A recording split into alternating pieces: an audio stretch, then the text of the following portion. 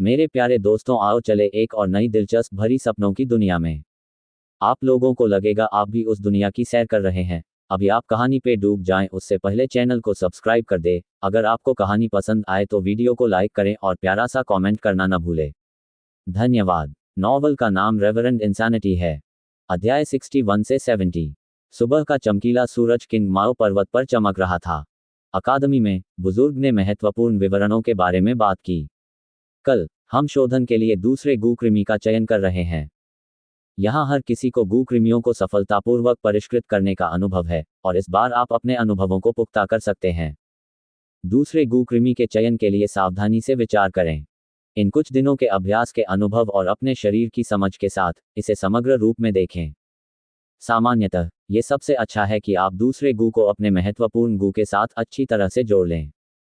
एक गू मास्टर के पहले गू को महत्वपूर्ण गू के रूप में जाना जाता था और एक बार इसे चुन लेने के बाद यह उनके विकास का आधार बन जाता था। उसके बाद दूसरे और तीसरे गू कृमि का पालन पोषण इस आधारशिला पर किया जाएगा और गू मास्टर की साधना दिशा तय की जाएगी। अकादमी के बुजुर्ग की बातें सुनने के बाद युवाओं ने विचार करना शुरू कर दिया और केवल फेंग युआन मेज पर गहरी नींद में सो रहा था। उन्होंने कल आधी रात तक कड़ी मेहनत की थी और छात्रावास लौटने के बाद भी उन्होंने अपने गू मास्टर साधना को जारी रखा तथा अपने छिद्र का पोषण किया। जब सूरज उग जाता था तभी वह सोता था। अकादमी के वरिष्ठ व्यक्ति ने फेंग युआन की ओर देखा और भौहें सिकोड़ लीं, लेकिन कुछ नहीं कहा। जब से कबीले के नेता ने उससे बात की थी, उसने फेंग युआन को अपनी मर्जी से करने दो, मैं उसकी परवाह नहीं करूंगा वाला रवैया अपना लिया था। मुझे कौन सा गू कृमि चुनना चाहिए? जैसे ही छात्रों ने इसके बारे में सोचा, उन्होंने अवचेतन रूप से फेंग युआन की ओर देखा। जिसकी बात कर रहे हैं, फेंग युआन के पास पहले से ही उसका दूसरा गू कीड़ा है। हाँ, ये तो शराब का कीड़ा है। शराब के कीड़े को जुए के मैदान से बाहर निकालना वाकई मुश्किल है। उसकी किस्मत बहुत अच्छी है। अगर मेरे पास शराब कीड़ा होता तो मैं भी पहले मध्य चरण में आगे बढ़ता, है ना? छात्रों के विचार अलग अलग थे। उनमें प्रशंसक और ईर्ष्यालु लोग भी थे। उस दिन से पूछताछ के बाद फेंग युआन के शराब के कीड़े का सफलतापूर्वक पर्दाफाश हो गया।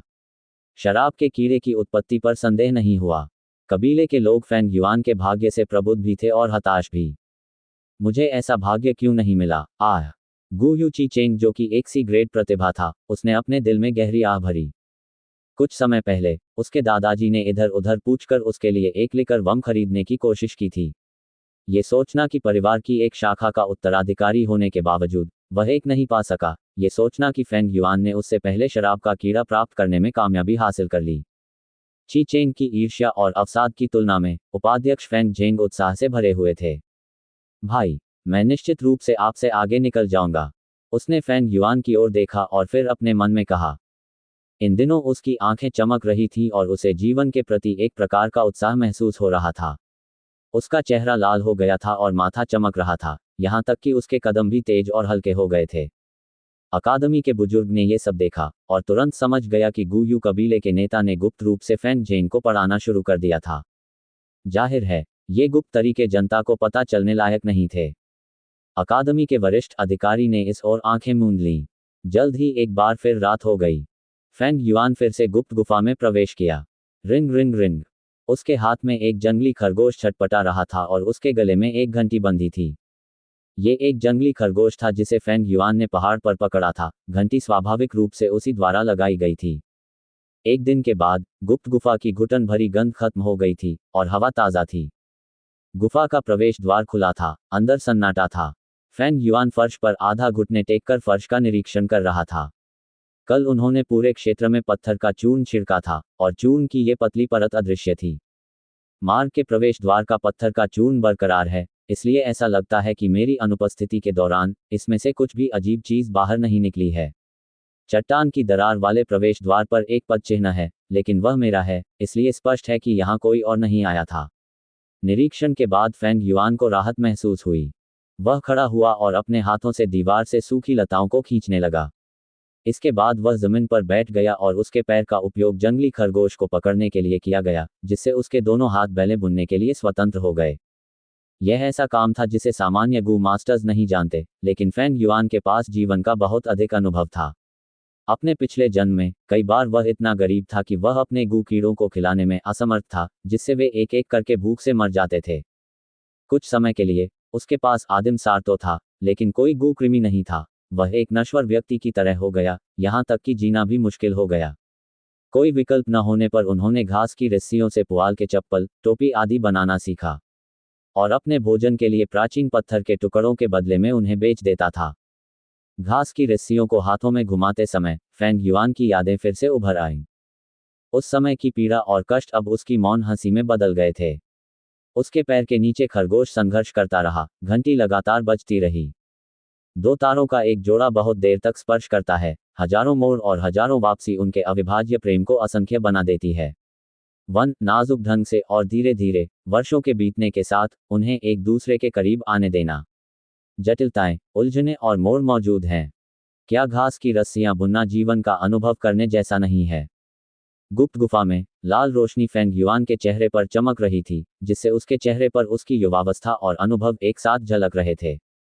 समय भी मानो रुक गया था, चुपचाप रस्सियां बुनते उस युवक की सराहना कर रहा था। Ring ring ring. 1 घंटे बाद जंगली खरगोश तेजी से गलियारे में घुसा, उसके गले में बंधी घंटी लगातार बज रही थी। कुछ ही सांसों में वह चीज फेंग युआन की दृष्टि के क्षेत्र से ओझल हो गई। फेंग युआन ने अस्थायी रूप से बुनी गई घास की रस्सी को पकड़ रखा था और एक छोर पर रस्सी को खरगोश के पिछले पैर से बांध दिया था, जिसके साथ वह सुरंग में घसीट रहा था। थोड़ी देर बाद रस्सी ने सारी हलचल बंद कर दी, लेकिन इसका मतलब यह नहीं था कि खरगोश सुरंग के अंत तक पहुंच गया था। हो सकता है कि उसे किसी जाल में फंसाकर मारा गया हो या फिर उसने बीच रास्ते में आराम करने का निर्णय लिया हो। फेंग युआन ने रस्सी को खींचकर उसे वापस निकालना शुरू कर दिया। जैसे जैसे वह खींचता गया, रस्सी धीरे धीरे कसती गई। दूसरी ओर अचानक एक ताकत का झटका लगा और रस्सी पुनः गुफा की ओर बढ़ने लगी। जाहिर है, दूसरी ओर बैठे खरगोश ने खींचने वाले बल को महसूस किया था और घबराहट में वह गुफा के भीतर की ओर बढ़ने लगा। कई प्रयासों के बाद खरगोश अंततः रास्ते के अंत तक पहुंच गया, और चाहे फेंग युआन ने रस्सी को कितना भी खींचा, वह केवल कड़ी और ढीली होती गई। हो सकता है कि खरगोश सुरंग के अंत तक पहुंच गया हो, या हो सकता है कि वह किसी जाल में फंस गया हो। इसका परीक्षण करना और उत्तर जानना सरल था। फेंग युआन रस्सी वापस लाने लगा। उसकी ताकत खरगोश से 1 मील अधिक थी, और अंततः उसने बलपूर्वक खरगोश को बाहर खींच लिया।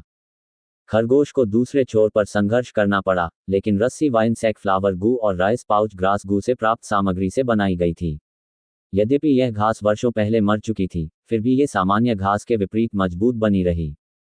जंगली खरगोश एक बार फिर फेंग युआन के हाथों में था और उछल कूद कर रहा था। फेंग युआन ने जंगली खरगोश का निरीक्षण किया और देखा कि उसे कोई चोट नहीं लगी है। तब उसने अंततः राहत की सांस ली। फिलहाल ऐसा लगता है कि मार्ग का यह हिस्सा सुरक्षित है। इस परिणाम के साथ खरगोश का मूल्य समाप्त हो गया और फेंग युआन ने उसे तुरंत मार डाला तथा लाश को जमीन पर फेंक दिया। वह खरगोश को जाने नहीं दे सकता था, क्योंकि जानवरों की भी यादें होती हैं। यदि यह फिर से वापस आया और शराब के कीड़े की तरह बाहरी लोगों को आकर्षित किया, तो यह बहुत बुरा होगा। उसने गहरी सांस ली। कई प्रयासों और जांच के बाद अंततः वह सावधानी से गलियारे में प्रवेश कर गया। यहाँ तक कि जंगली खरगोश के अन्वेषण के दौरान भी वहाँ कई जाल और तंत्र थे जो विशेष रूप से केवल मनुष्यों को ही निशाना बनाते थे। जंगली खरगोश जैसा छोटा जानवर इसे सक्रिय करने में असमर्थ होगा। इस प्रकार फेंग युआन को अभी भी सावधान रहना पड़ा। सुरंग सीधी थी, नीचे की ओर तिरछी झुकी हुई थी। ये जितना गहरा होता गया, मार्ग उतना ही चौड़ा और ऊंचा होता गया।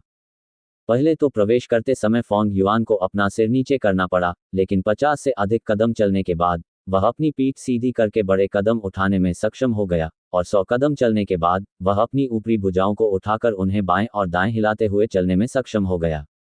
सुरंग इतनी लंबी नहीं थी, वह केवल 300 मीटर के आसपास थी। लेकिन फेंग युआन को लगभग 2 घंटे तक यात्रा करने के बाद ही अंततः वह रास्ते के अंत तक पहुंचा। रास्ते में वह सतर्क रहे और कदम दर कदम जांच करते रहे। रास्ते के अंत तक वह पहले से ही पसीने से तरबतर हो चुका था। गूकृमि का पता लगाए बिना ये बहुत परेशानी भरा है।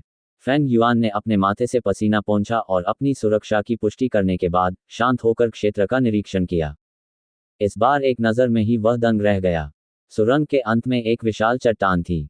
चट्टान की सतह चिकनी थी और फेंग युआन की दिशा की ओर उभरी हुई थी, जो जियाफू के पेट जैसी थी। इस चट्टान ने अकेले ही फेंग युआन की प्रगति को रोक दिया। इस विशाल चट्टान के अलावा फेंग युआन के आसपास कुछ भी नहीं था।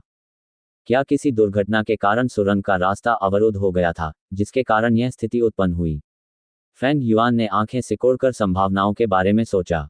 फूल मदिरा भिक्षु की मृत्यु से पहले वह विरासत स्थापित करने के लिए उत्सुक था। उन्होंने 1000 ली वाले अर्थवुल्फ स्पाइडर का उपयोग किया और एक सुरंग मार्ग बनाया। ये रास्ता पहाड़ों के भीतर गहराई तक जाता था और उत्तराधिकारी को अंदर जाने का रास्ता दिखाता था। सैकड़ों वर्षों के बाद यह मार्ग समय के क्षरण को झेलने में असमर्थ हो गया और एक समय रखरखाव के अभाव में इसका एक भाग ढह गया। जीवन में प्रायः अनेक प्रकार की दुर्घटनाएं होती रहती हैं। अगर यही स्थिति है तो क्या मैं इसी बिंदु पर अटका नहीं रह जाऊंगा? वह आगे बढ़ा और चट्टान को छुआ।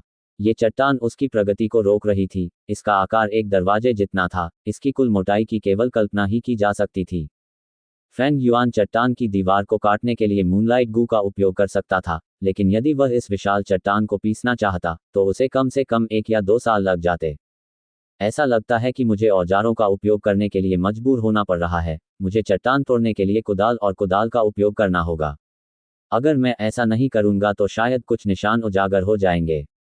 निर्माण कार्य की आवाजें भी बाहर तक जा सकती हैं। ये सोचकर फेंग युआन ने गहरी भौहें सिकोड़ लीं। वह पक्ष विपक्ष पर विचार कर रहा था। यदि जोखिम बहुत बड़ा हो तो वह अपनी इस ताकत को विरासत में छोड़ देगा। आखिरकार अगर दूसरों को ये रहस्य पता चल गया तो फेंग युआन द्वारा की गई सारी साजिश और अभिनय बेकार हो जाएगा और उसकी जान भी खतरे में पड़ जाएगी। सूर्य उदय होता है, जो एक और दिन के आगमन का संकेत देता है। छात्र उचित ढंग से पंक्तिबद्ध होकर अकादमी के गू भंडारण कक्ष के सामने खड़े थे। उनके चेहरे उत्साह से लाल थे। आज वह दिन था जब वे अपना दूसरा गू चुनेंगे। मध्य चरण में सबसे पहले पहुंचने के कारण फेंग युआन को चयन में प्राथमिकता मिली। इस प्रकार वह कतार में सबसे आगे खड़ा था। उसके पीछे गू यू मो चेन, गू यू फेंग जेंग और गू यू ची चेंग थे। चरमराहट। गू भंडारण कक्ष का दरवाजा गार्डों द्वारा खोला गया और फेंग युआन उसमें पैर रखने वाला पहला व्यक्ति था। गू कमरा बड़ा नहीं था, लेकिन देखने लायक था। आसपास की दीवारों में चौकोर छेद थे, कुछ बड़े थे और कुछ छोटे थे, जिनमें सभी प्रकार के बर्तन रखे जाते थे। वहां पत्थर के बर्तन, जैड बर्तन, बुनी हुई घास से बने पिंजरे और कुछ चीनी मिट्टी के बर्तन थे। सभी प्रकार के गू कृमि, जो सभी प्रथम श्रेणी के थे, इन कंटेनरों में संग्रहित किए गए थे। अकादमी ने संभवतः इन गू कृमियों को खिलाने के लिए प्रतिदिन 1000 से अधिक आदिम पत्थर खर्च किए होंगे। फेंग युआन ने नजर घुमाकर देखा तो पाया कि कई बर्तन पहले से ही खाली थे और उनमें कोई गू कृमि नहीं था। भंडारण कक्ष में गू कृमियों की पूर्ति वर्ष में एक बार की जाती थी। इससे पहले जब वे अपने महत्वपूर्ण गू का चयन कर रहे थे तो अधिकांश बच्चों ने चांदनी गू को चुना था। इस प्रकार भंडारण कक्ष में उस समय कोई चांदनी गू नहीं बचा था।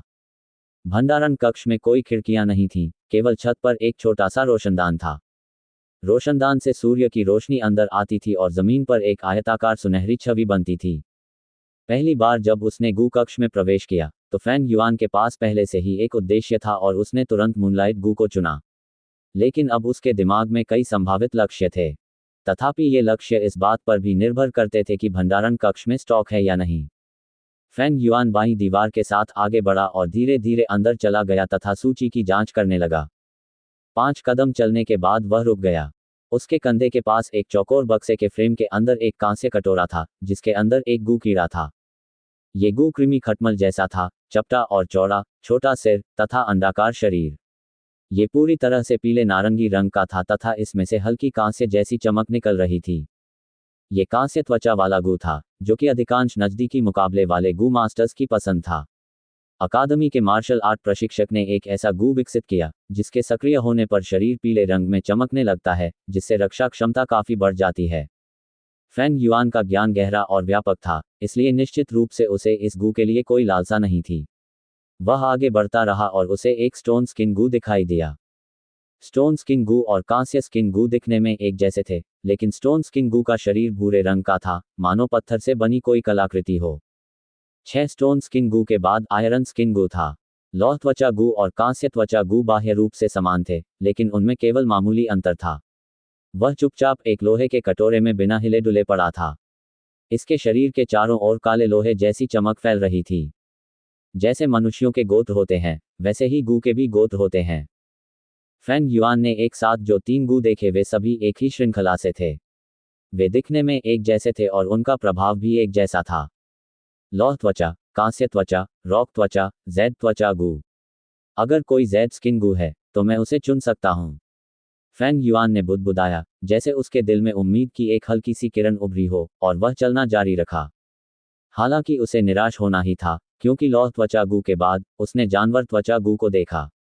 जेड स्किन गू और बीस्ट स्किन गू, कांस्य स्किन गू आदि के समान ही श्रृंखला के थे, लेकिन उनके मूल्य में बहुत अंतर था। बीस्ट स्किन गू सबसे आम था, यहाँ तक कि रॉक स्किन गू से सस्ता भी था, लेकिन इसमें अधिक विकासवादी रेखाएं थीं और ये गू की अधिक किस्मों के साथ मिल सकता था। जेड स्किन गू इस श्रृंखला में सबसे दुर्लभ गू था। इसका बाजार मूल्य शराब कीड़े के बाद दूसरे स्थान पर था, और कभी कभी कीमत में उतार चढ़ाव होता था और शराब कीड़े के साथ प्रतिस्पर्धा होती थी। फैंग युआन ने एक नज़र डाली, लेकिन उसे जेड स्किन गू नहीं मिला।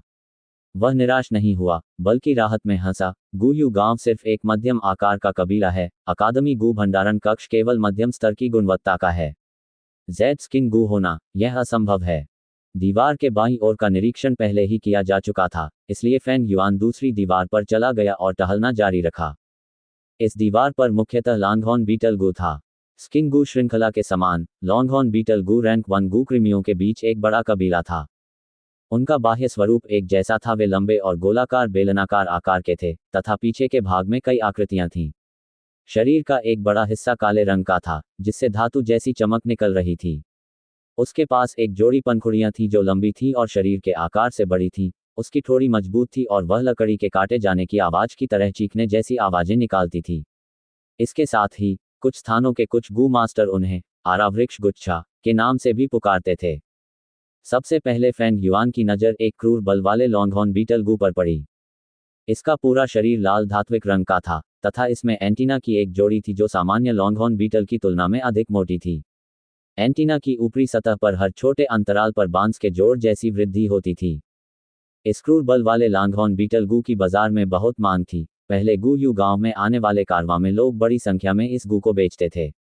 ब्रूट फोर्स लॉन्गहॉर्न बीटल गू ने गू मास्टर्स को अस्थायी सुपर ताकत दी। इसकी ताकत एक बैल के बराबर मानी जाती थी और ये 5 सांसों तक जीवित रह सकता था। लेकिन इसमें 2 कमजोरियां थीं। एक बात यह थी कि प्रत्येक सक्रियण में बहुत अधिक आदिम सार का उपभोग होता था। रैंक एक मध्य चरण के लिए 10% आदिम सार की आवश्यकता होती है, लेकिन यदि इसे प्रारंभिक चरण में परिवर्तित किया जाए तो इसमें 20% की खपत होगी।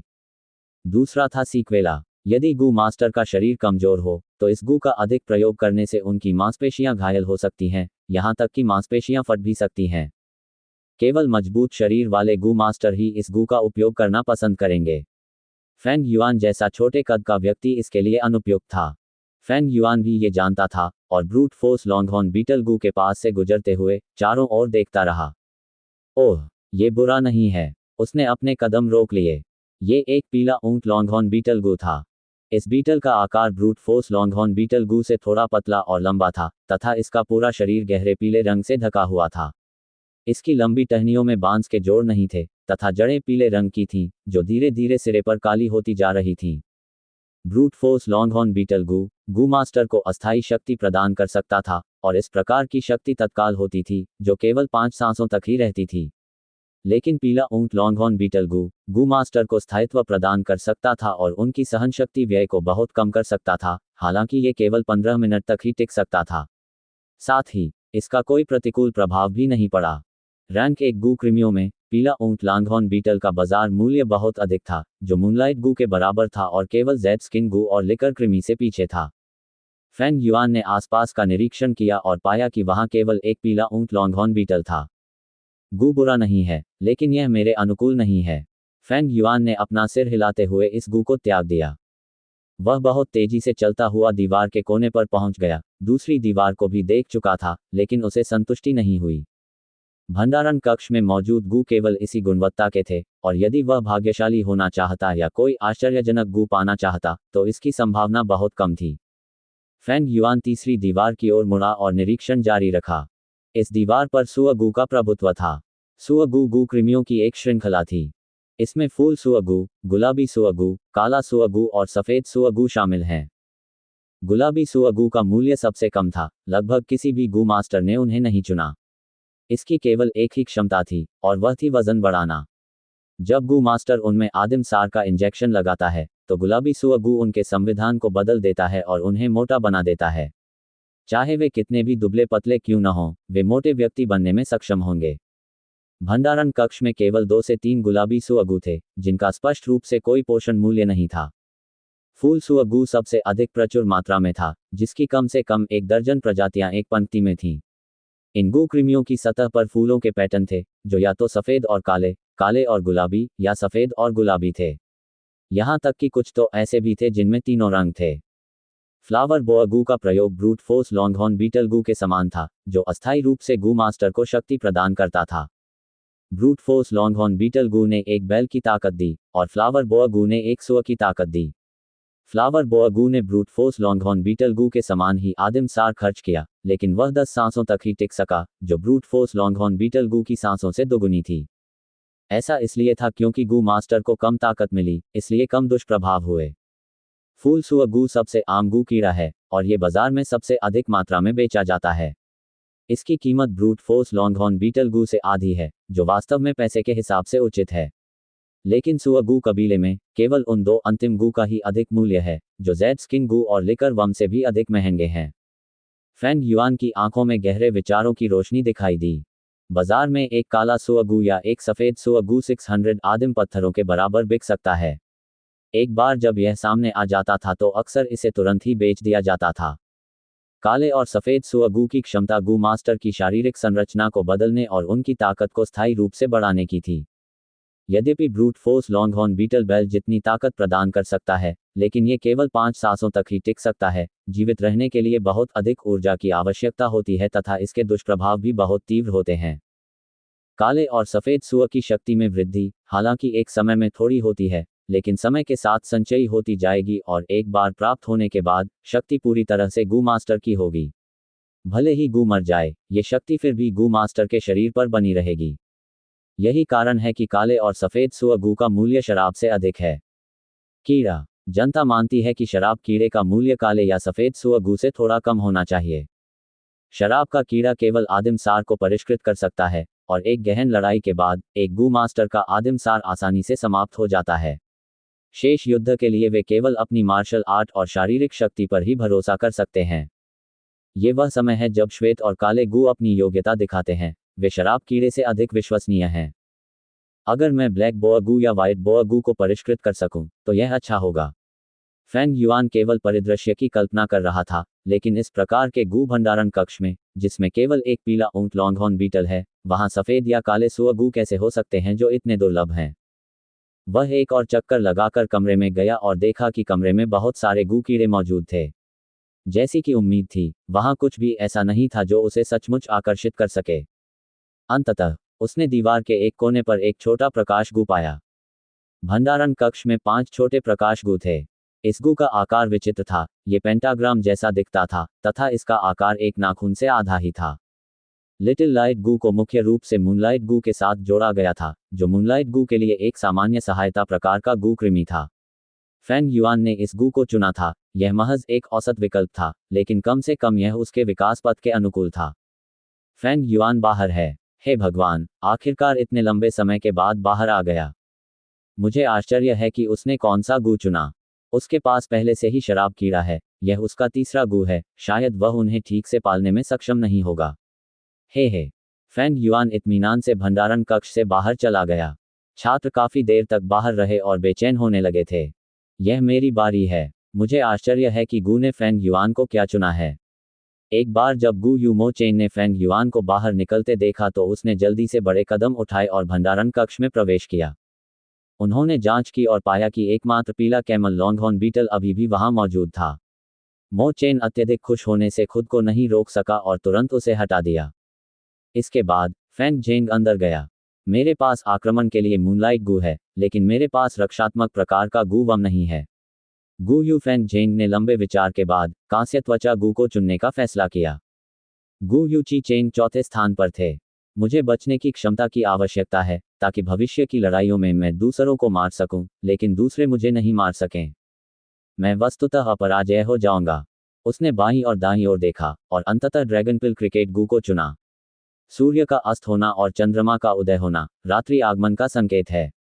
ये गू यू गांव के गुप्त प्रांगणों में से एक था।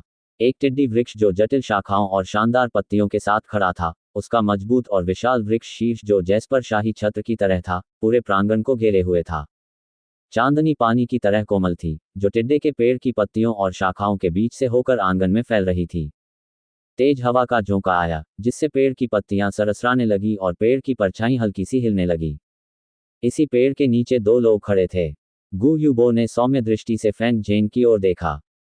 फेंग जेंग, आज तुमने अपना दूसरा गु चुना, मुझे आश्चर्य है कि वह क्या है। कबीले के नेता महोदय को रिपोर्ट करते हुए, आज मैंने एक कांस्य त्वचा गु चुना है। गु यू फेंग जेंग कठोर होकर खड़ा रहा और प्रशंसा भरी नजरों से बोला। गु यूबो ने सिर हिलाया, और सोचने के बाद उसने जवाब दिया, बुरा नहीं है, ये एक अच्छा विकल्प है। गु यू फेंग जेंग गु यूबो के सामने खड़ा था, उसका शरीर तनावग्रस्त और सख्त हो गया था।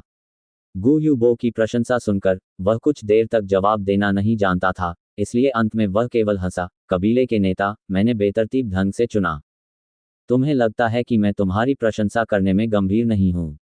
नहीं। गु यूबो ने फेंग जेंग को देखा, उसके चेहरे पर मुस्कान थी। क्या आप जानते हैं, गु का चयन करने से व्यक्ति के स्वभाव का पता चलता है। आपने रक्षा के लिए कांस्य त्वचा गु को चुना। मूनलाइट गु के साथ युग्मित होने पर यह आक्रामक और रक्षात्मक दोनों है। यह आपके शुद्ध स्वभाव को दर्शाता है। इस दुनिया में आक्रमण और बचाव, सामने और घात, यिन और यांग, नर्म और कठोर की तरह हैं। ये राजा का मार्ग है। गु यूमो बेई ने पीला ऊंट लॉन्गहॉर्न बीटल चुना। ये गु उसे सहनशक्ति प्रदान करता है और उसे युद्ध में बने रहने में सक्षम बनाता है। यह उनके जिद्दी और मजबूत रवैये को दर्शाता है। जहां तक गु यू ची चेंग का सवाल है, उसने ड्रैगनपिल क्रिकेट गु को चुना, जिससे उसे अपनी चकमा देने की क्षमता बढ़ाने में मदद मिली। इससे पता चलता है कि वह सामने से हमला करना पसंद नहीं करते। वह एक मजाकिया व्यक्ति हैं, रणनीति बनाने में अच्छे हैं, लेकिन इससे उनके चरित्र की कमजोरी भी पता चलती है। गु यू फेंग जेंग यह सुनकर दंग रह गया, क्योंकि उसे उम्मीद नहीं थी कि इतना सरल मामला इतनी सारी जानकारी और तर्क प्रकट कर सकता है। परिणामस्वरूप गु यूबो के प्रति उनका रवैया और भी अधिक सम्मानजनक हो गया। कबीले के नेता, मेरे भाई ने क्या चुना? फेंग जेंग ने फेंग युआन के बारे में सोचा और तुरंत पूछा। गु यूबो ने हंसते हुए कहा, उसने लिटिल लाइट गु को चुना। इस गु का उपयोग मूनलाइट गु की सहायता के लिए किया जाता है और यह मूनब्लेड के हमले को अधिक शक्तिशाली बना सकता है। यह उनके अतिवादी, सक्रिय और आक्रामक व्यक्तित्व को दर्शाता है। वास्तव में बड़े भाई तो ऐसे ही लगते हैं, फेंग जेंग ने बुदबुदाया। गु यूबो ने फेंग जेंग की अभिव्यक्ति को ध्यान में रखा और उसे अपने दिमाग में अंकित कर लिया। जो लोग शासक थे, उनकी अपनी अद्वितीय क्षमता थी। यद्यपि गु यूबो और फेंग जेंग के बीच लंबे समय तक बातचीत नहीं हुई, लेकिन गु यूबो की अनुभवी निगाहें पहले ही फेंग जेंग को पहचान चुकी थीं। मो बेई और ची चेंग के निर्णयों के बारे में फेंग जेंग को बताने का गहरा अर्थ था। यह फेंग जेंग को इन दो लोगों का विश्लेषण करने में मदद करने के लिए था, क्योंकि उसने सोचा था कि वह उन दोनों को हरा देगा और अपनी ए ग्रेड प्रतिभा के साथ कबीले के नेता की भूमिका स्थापित करेगा।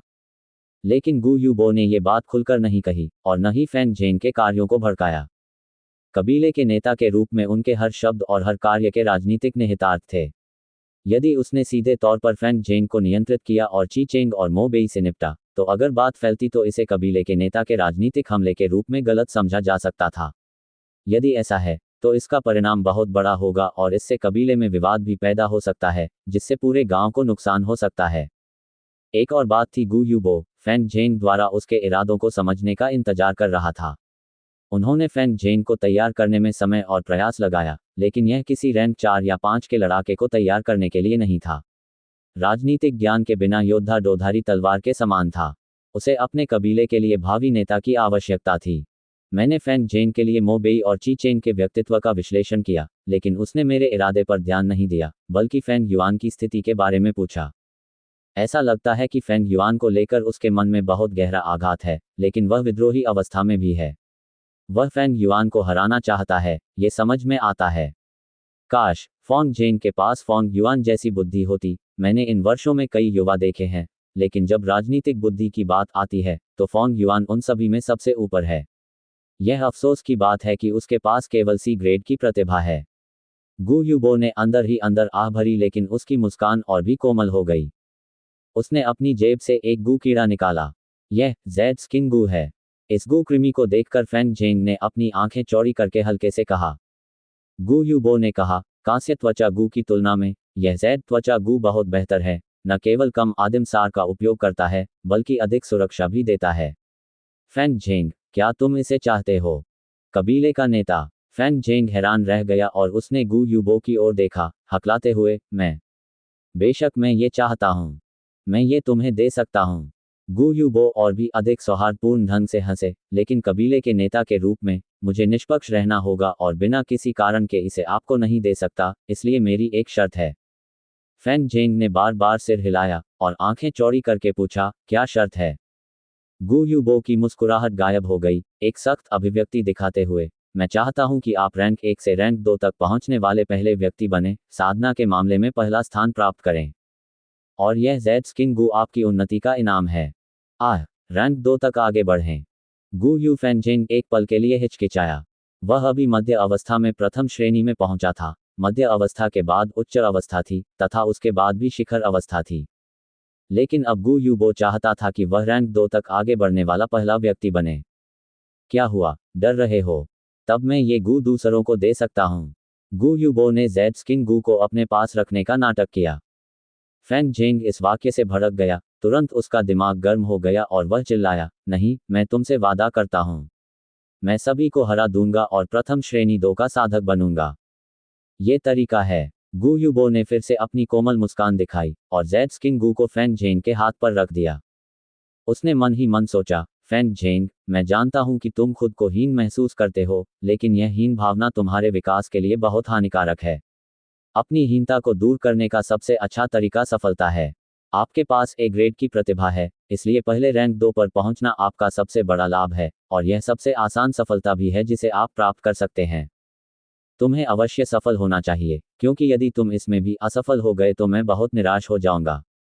उसी समय फैंग युआन ने फिर से चट्टान की दरार के पीछे गुप्त गुफा में कदम रखा और सुरंग के अंत में पहुंच गया। इस बार वह कोई स्टील की कुदाल या हथौड़ा नहीं लाए थे, बल्कि उन्होंने आसपास के वातावरण का ध्यानपूर्वक निरीक्षण किया। पिछली रात की इस असफलता से वह निराश हो गया था और गांव लौटते समय उसे कुछ गड़बड़ महसूस हुई।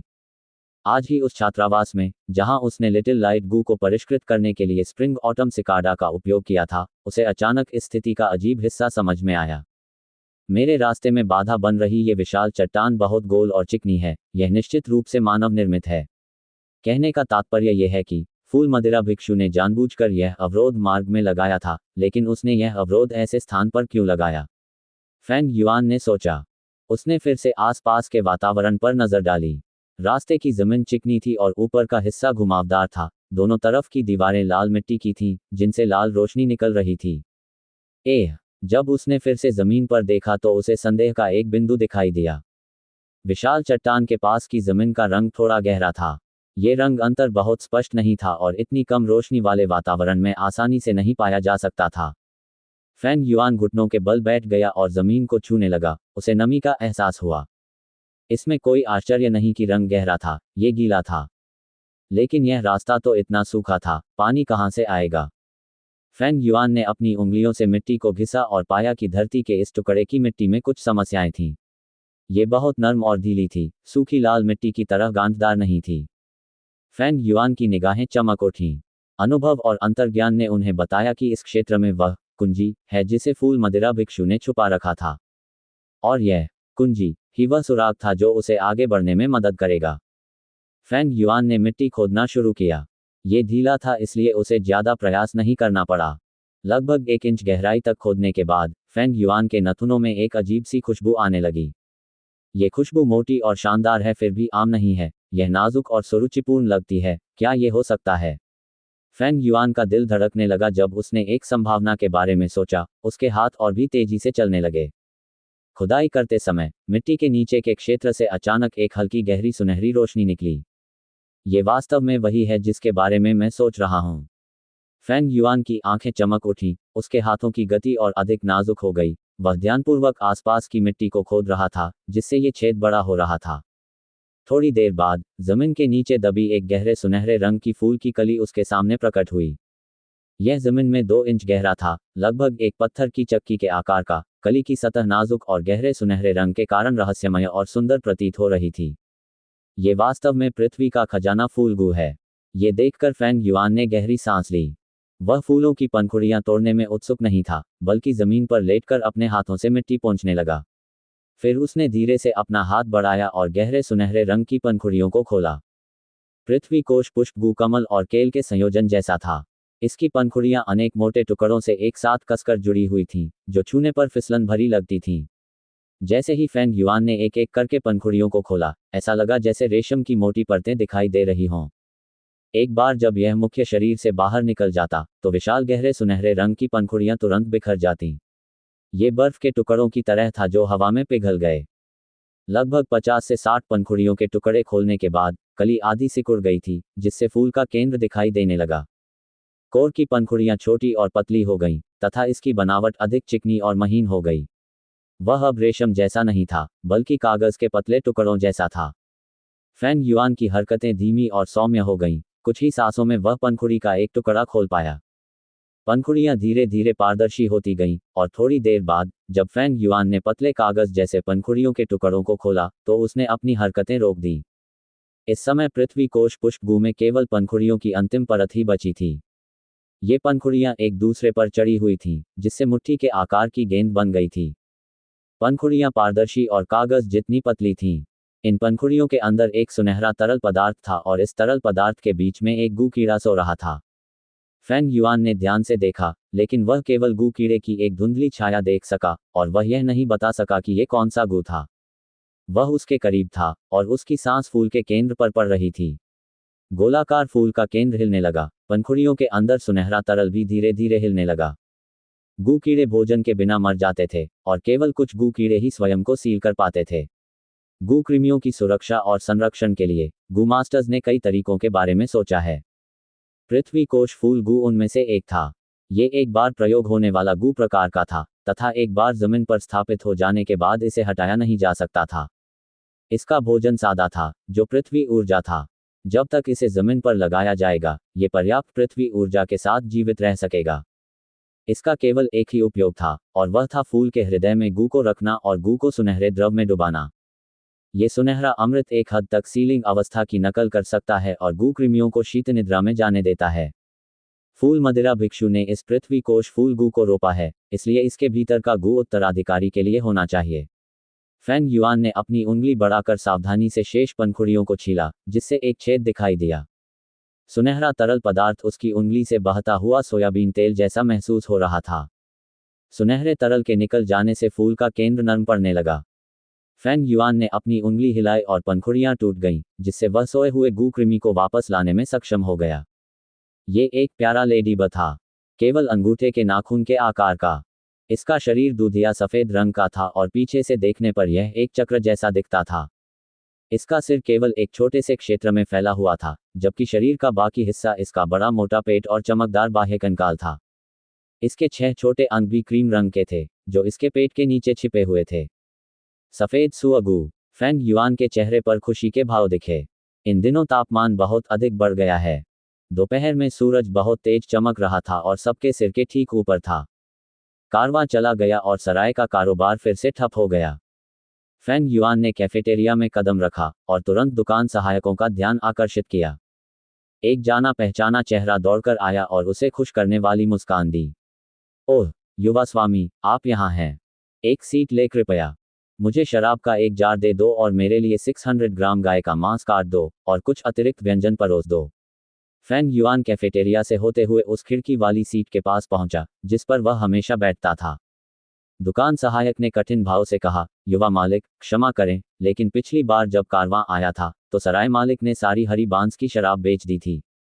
हमारे यहाँ अब ये शराब नहीं है। फैंग युआन ने बिना किसी आश्चर्य के सिर हिलाया। तो मुझे चावल की शराब का एक जार दे दो और सराय वाले से कहो, इस साल अधिक हरी बांस की शराब बनाओ। मैं 100 जार का अग्रिम आदेश दे रहा हूँ। जहां तक अग्रिम भुगतान की राशि का सवाल है, आप पहले गिनकर मुझे बता सकते हैं। अब चून की शराब का कीड़ा उजागर हो चुका था और उस पर कोई संदेह नहीं था, इसलिए फैंग युआन को शराब खरीदने में कोई रोक टोक नहीं करनी पड़ी। ठीक है, मैं आपकी बात आप तक जरूर पहुंचाऊंगा। कृपया निश्चिंत रहें युवा स्वामी। दुकान के सहायक ने आत्मविश्वास से उसकी छाती थपथपाई। जल्द ही व्यंजन परोसे गए। फैंग युआन खिड़की से बाहर देखते हुए शराब पी रहा था और खा रहा था। इतनी गर्मी में, विशेषकर भोजन के समय, सड़कों पर बहुत कम लोग थे। सूरज की रोशनी जमीन और हरे रंग के बांस के ऊंचे घरों पर चमक रही थी। कुछ नंगे पांव किसान सीमेंट, स्टील के कुदाल या कंधे पर डंडे लेकर आगे चल रहे थे। वे अभी अभी अपना खेत का काम खत्म करके घर जा रहे थे। दो बच्चे अपने पवनचक्की खिलौने का बांस का ढांचा पकड़कर इधर उधर दौड़ने लगे। पीछे वाला रोता चिल्लाता हुआ पीछा कर रहा था। ऐसा लगता है कि आगे वाले लड़के ने उसका पवनचक्की वाला खिलौना चुरा लिया था। इस समय हरे रंग की बेल्ट पहने दो युवा गू मास्टर तेजी से सड़क पर चले गए। चले जाओ, रास्ता मत रोको, एक गू मास्टर ने किसान को अपने सामने धकेल दिया। किसानों ने हताश होकर रास्ता दे दिया। हम दोनों युवा गू मास्टर अहंकारपूर्वक चले गए। फैंग युआन ने अपनी आंखों में विचलित नजर से देखा, क्योंकि उसके दिमाग का एक हिस्सा पहले से ही उसके एपर्चर पर केंद्रित था। छिद्र के भीतर पानी की दीवार बहती रही तथा उसका हरा तांबे जैसा प्राचीन समुद्र उग्र लहरों के साथ ऊपर उठता रहा। शराब का कीड़ा अपने आदिम समुद्र में खेल रहा था, कभी आराम से लौटता तो कभी गेंद की तरह सिकुड़ जाता। स्प्रिंग ऑटम सिकाडा अपनी उपस्थिति छुपाते हुए गहरी नींद में था। सफेद सुअगू के गोल शरीर ने अपने पंख फैलाए और आकाश में वृत्त बनाए। श्वेत और काले सुअगू समान रूप से प्रसिद्ध थे, दोनों ही बहुमूल्य और दुर्लभ रैंक एक गू कीड़े थे। इनका बाजार मूल्य शराब के कीड़े से भी अधिक था। यद्यपि उनका उपयोग और स्वरूप एक जैसा था, फिर भी भविष्य में उनके विकास के मार्ग बहुत भिन्न थे। ब्लैक बोआ गू और ग्रीन सिल्क गू को मिलाकर रैंक 2 ब्लैक माने गू बनाया जाएगा और फिर रैंक 3 स्टील माने गू बनाया जाएगा। लेकिन व्हाइट बोआ गू जेड स्किन गू के साथ सबसे अधिक संगत था, जहां ये रैंक 2 व्हाइट जेड गू में बदल जाएगा और बाद में रैंक 3 स्वर्गीय मुगवर्ट गू 1 में बदल जाएगा। स्टील माने गू के कारण गू मास्टर के बाल स्टील की तरह सख्त हो सकते हैं, जिससे आक्रमण और रक्षा दोनों में वृद्धि होगी। स्वर्गीय मगवर्ट गू ने गू मास्टर के शरीर को सफेद जेड के समान कठोर बना दिया, साथ ही साथ मूनब्लेड जैसे हमलों से होने वाली क्षति को भी कम कर दिया। फैंग युआन इस बात से थोड़ा खुश हुआ। श्वेत सुअगू को प्राप्त करना तो इसका केवल एक पहलू था, लेकिन जिस बात ने उसे सचमुच खुश किया वह था फूल वाइन भिक्षु की शक्ति विरासत में मिलना। सफेद सुअगू ताकत बढ़ा सकता है। फ्लावर वाइन मॉन्क ने रास्ता रोकने के लिए एक विशाल चट्टान स्थापित कर दी है, इसलिए ऐसा लगता है कि मुझे इस गू को परिष्कृत करने की आवश्यकता है और पर्याप्त शक्ति के साथ विशाल चट्टान को दूर धकेलना है और आगे बढ़ना है। ये पहला परीक्षण होना चाहिए। फ्लावर वाइन मॉन्क की सावधानीपूर्वक की गई व्यवस्था को देखते हुए मैं यह अनुमान लगा सकता हूं कि भविष्य में उत्तराधिकार संबंधी परीक्षण या दूसरी या तीसरी बाधा अवश्य आएगी। सबसे महत्वपूर्ण बात यह है कि मैं पुष्टि कर सकता हूं कि उन्होंने अपनी ये ताकत विरासत में किसी जाल के रूप में नहीं, बल्कि पूरी ईमानदारी के साथ पाई है। इस विरासत के साथ मैं तेजी से तीसरे रैंक तक पहुंच सकता हूं और इस किंग माओ पर्वत को छोड़ सकता हूं और अधिक अवसर प्राप्त करते हुए बाहर निकल सकता हूं। एक गू मास्टर को साधना में सबसे ज्यादा किस चीज की आवश्यकता होती है? इसका उत्तर एक ही शब्द है, संसाधन। फैंग युआन को खेती करने की जरूरत है, इसलिए उसे संसाधनों की आवश्यकता है। लेकिन कबीले के संसाधन सीमित हैं, इसलिए यदि वह अधिक चाहता है तो उसे इसके लिए लड़ना होगा। उसे न केवल संसाधनों के लिए लड़ना है, बल्कि विजयी भी होना है। उसके अनुसार जितना अधिक वह लड़ेगा और जितनी अधिक जीत हासिल करेगा, उतना ही अधिक वह अपने तुरुप के पत्ते दिखाएगा और दूसरों को अधिक सावधान करेगा। जब सतर्कता एक सीमा तक एकत्रित हो जाती है, तो वह दमन में बदल जाती है और उसके मार्ग में अवरोध उत्पन्न हो जाते हैं। फैंग युआन ने एक पारिवारिक नौकर को मार डाला, लेकिन वो परिवार उदासीन क्यों रहा? सहपाठियों को लूटते समय उनके परिवार ने ऐसा क्यों नहीं किया? फैंग युआन ने कबीले का विरोध किया और व्यवस्था का हिस्सा बनने से इनकार कर दिया, लेकिन कबीले के नेता ने नर्म रुख क्यों अपनाया? ये सब इसलिए है क्योंकि वह कमजोर है, क्योंकि वह सी ग्रेड का है। वे स्वयं को मजबूत महसूस करते हैं और कमजोरों पर अत्याचार करने का मन नहीं करते। परिवार की व्यवस्था के तहत कमजोर फैंग युआन के साथ क्षुद्र व्यवहार करने से न केवल उन्हें अपमान का सामना करना पड़ता है, बल्कि इससे दूसरों को भी लगता है कि वह व्यक्ति ठंडा और भावशून्य है, जिससे व्यक्ति के सामाजिक रिश्ते खराब हो जाते हैं। कमजोरी एक सुरक्षा छतरी थी जो अब फैंग युआन के पास थी, लेकिन संसाधनों के लिए उसकी निरंतर प्रतिस्पर्धा के कारण फैंग युआन अधिक मजबूत दिखाई देने लगा। इससे सभी लोग उससे सावधान हो जाएंगे और उसे अपने साथ शामिल करने का प्रयास करने लगेंगे। चाहे वह कोई भी पक्ष चुने, उसे अन्य गुटों से दमन और परेशानियों का सामना करना पड़ेगा। दमन और प्रतिबंध उसकी बढ़ती गति को धीमा कर देंगे। फैंग युआन को अपनी स्थिति का एहसास था, वह नाजुक स्थिति में था। ऐसा लग रहा था कि उसने सभी को नाराज कर दिया है, लेकिन वास्तव में उसने किसी कानून का उल्लंघन नहीं किया था। फिर भी समय के साथ उसकी साधना का स्तर बढ़ेगा और संघर्ष उत्पन्न होंगे तथा बिगड़ेंगे। फेंग युआन जानता था कि यह संघर्ष बढ़ेगा, लेकिन यह जितना आगे बढ़ेगा उसे उतना ही अधिक लाभ होगा। इस प्रकार फूल मदिरा भिक्षु की विरासत बिल्कुल सही समय पर मिली। इस शक्ति विरासत के साथ उसके पास छिपे हुए संसाधन होंगे। इसका उपयोग करके वह सिस्टम के नियंत्रण से मुक्त हो सकता है और अपने रास्ते पर चल सकता है, अपनी गति से साधना कर सकता है और गुप्त रूप से शक्ति संचित कर सकता है। एक बार जब उसे व्यवस्था में अपना लिया गया तो उसे किसी गुट का साथ देना होगा। यदि वह प्रतिस्पर्धा नहीं करना चाहते तो भी उन्हें निश्चित रूप से राजनीतिक संघर्ष में घसीटा जाएगा। व्यवस्था के अंदर व्यक्ति मोहरा होता है। सबसे पहले आपको एक उचित मोहरा बनना होगा ताकि दूसरे लोग आपका स्वेच्छा से उपयोग कर सकें। जब वे आप पर विश्वास कर लेते हैं और आपका उपयोग करने लगते हैं, तो आपके पास ऊपर चढ़ने का मौका होता है, और उस प्रक्रिया के दौरान भी आपको सावधान रहना होता है कि आप त्यागे हुए मोहरे न बन जाएं। फेंग युआन इस प्रक्रिया से परिचित था, वह इसे बहुत अच्छी तरह से जानता था। अपने विशाल ज्ञान के बावजूद भी वह इस स्थिति में कुछ नहीं कर सके। ये थे नियम। सबसे महत्वपूर्ण बात थी उनकी सी ग्रेड प्रतिभा। कबीले के लोगों को उसमें निवेश करने की कोई इच्छा नहीं थी। प्रायः उसके साथ एक त्यागे हुए मोहरे जैसा व्यवहार किया जाता था। प्रगति का सबसे अनुकूल मार्ग अकेले काम करना था। इस तरह वह अधिकांश प्रतिस्पर्धा से बच सकता था। गांव के उच्च पदाधिकारियों के सामने उनकी बनाई हुई छवि कायम रहेगी। इस संसार के मामले गुप्त रूप से तो आसानी से किए जा सकते हैं, परंतु खुले रूप में करना कठिन होता है। फूल मदिरा भिक्षु की विरासत का उपयोग करके मैं ध्यान और दमन प्राप्त किए बिना गुप्त रूप से शक्ति अर्जित और विकसित कर सकता हूं।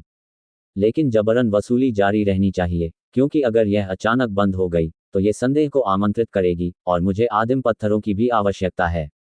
फेंग युआन ने अपनी भविष्य की योजनाओं पर विचार किया।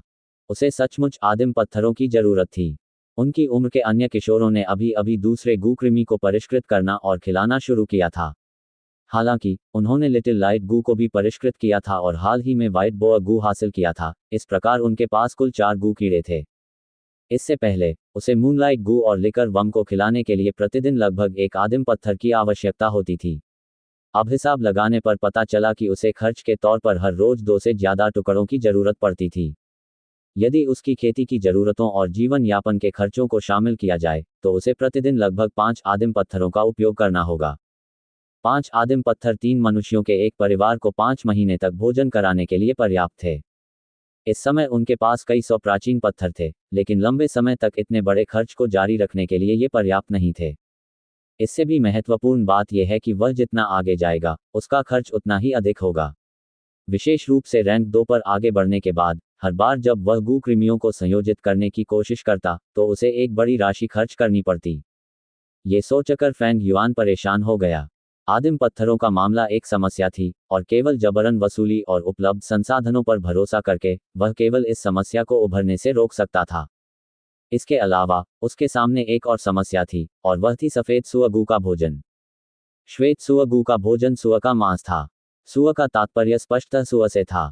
बोअगू श्रृंखला का भोजन पूरी तरह से सुअ का मांस था। काले और सफेद सुअगू की भूख बहुत अधिक थी। हर 5 दिन में उन्हें लगभग एक पूर्ण विकसित सुअ के बराबर मांस खाने की आवश्यकता होगी।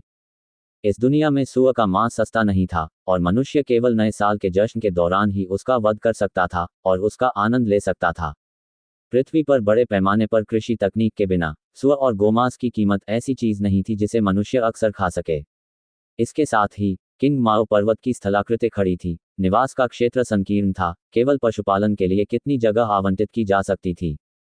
आप जहां रहते हैं वहां जो मिल जाए वही खाते हैं। गांव के लोग कभी कभी सुअर का मांस खा पाते थे क्योंकि शिकारी पहाड़ों में जंगली सुअरों का शिकार करते थे। ऐसा लगता है कि अब मुझे सुअर का मांस के लिए स्वयं शिकार करना पड़ेगा। फेंग युआन की आंखें चमक उठीं। सुअर का मांस खरीदने के लिए गांव पर निर्भर होने के कारण एक तो प्राचीन पत्थरों का खर्चा था, दूसरा ये कि इससे लोगों का ध्यान आकर्षित होगा। भले ही आपको सुअर का मांस खाना पसंद हो, फिर भी कोई व्यक्ति इतने कम समय में इतना अधिक सुअर का मांस कैसे खा सकता है?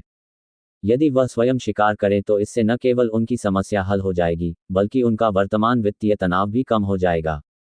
दुकान सहायक बिल। ये सोचकर फेंग युआन ने कोई हिचकिचाहट नहीं दिखाई और बिल का भुगतान करने के बाद वह सराय से बाहर चला गया। इन कुछ दिनों में अकादमी में अवकाश रहा ताकि छात्र अपने दूसरे गू कृमि को परिष्कृत कर सकें। फैंग युआन ने फैसला किया कि वह इस समय का अच्छा उपयोग कर सकता है। वह गांव से निकलकर पहाड़ों का भ्रमण करता और फिर कुछ जंगली सुअरों को मारकर अपने लिए सुअर का मांस खरीदता।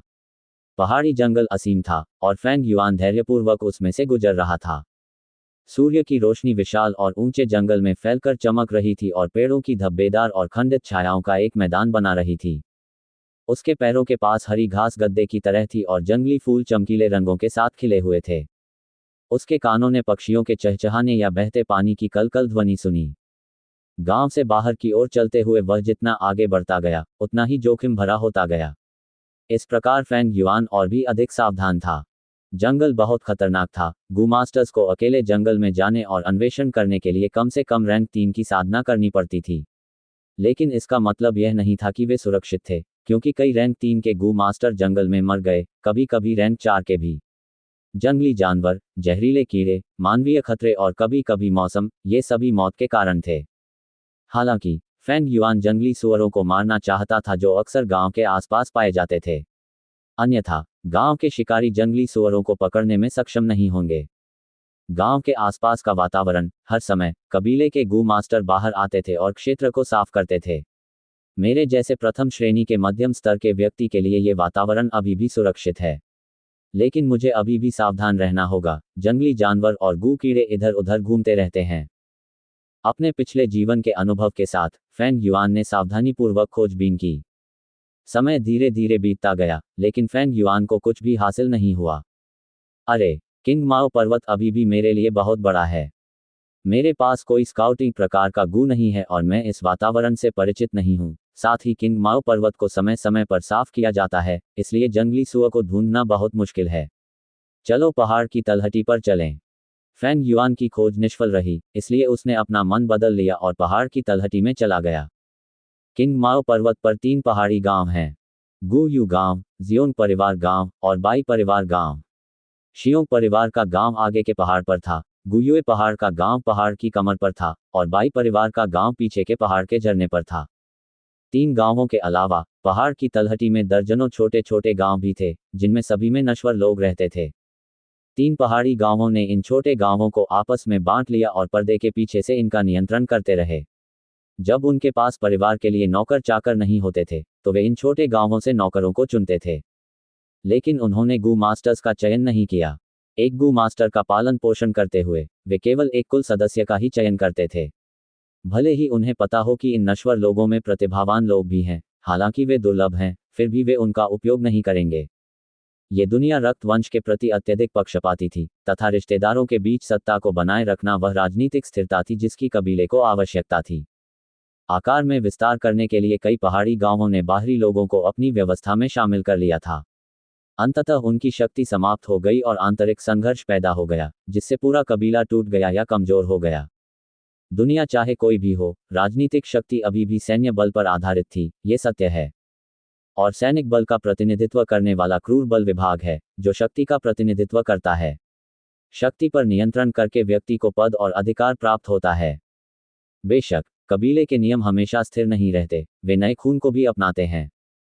हर साल बाहरी लोग अपने नौकर का दर्जा छोड़कर कबीले में शादी कर लेते थे और उनके द्वारा जन्मी संतान गुयू होती थी, जो कबीले की नई पीढ़ी का सदस्य होता था। ये एक छोटी सी जलधारा को एक झरने में जोड़ने जैसा है। इस जलधारा को कम मत आंकिए, क्योंकि इसके बिना झरना शांत हो जाएगा और अंततः सड़ जाएगा। इससे जीवन होगा और झरना और भी मजबूत होगा। फैंग युआन की पिछली नौकर शेनकुई गुयू से शादी करने और अपनी नौकरानी की स्थिति छोड़ने के इस विचार पर दांव लगा रही थी। फैंग युआन पहाड़ से चला गया और 30 मिनट के बाद उसने पहाड़ के नीचे से घना धुआं उठते देखा।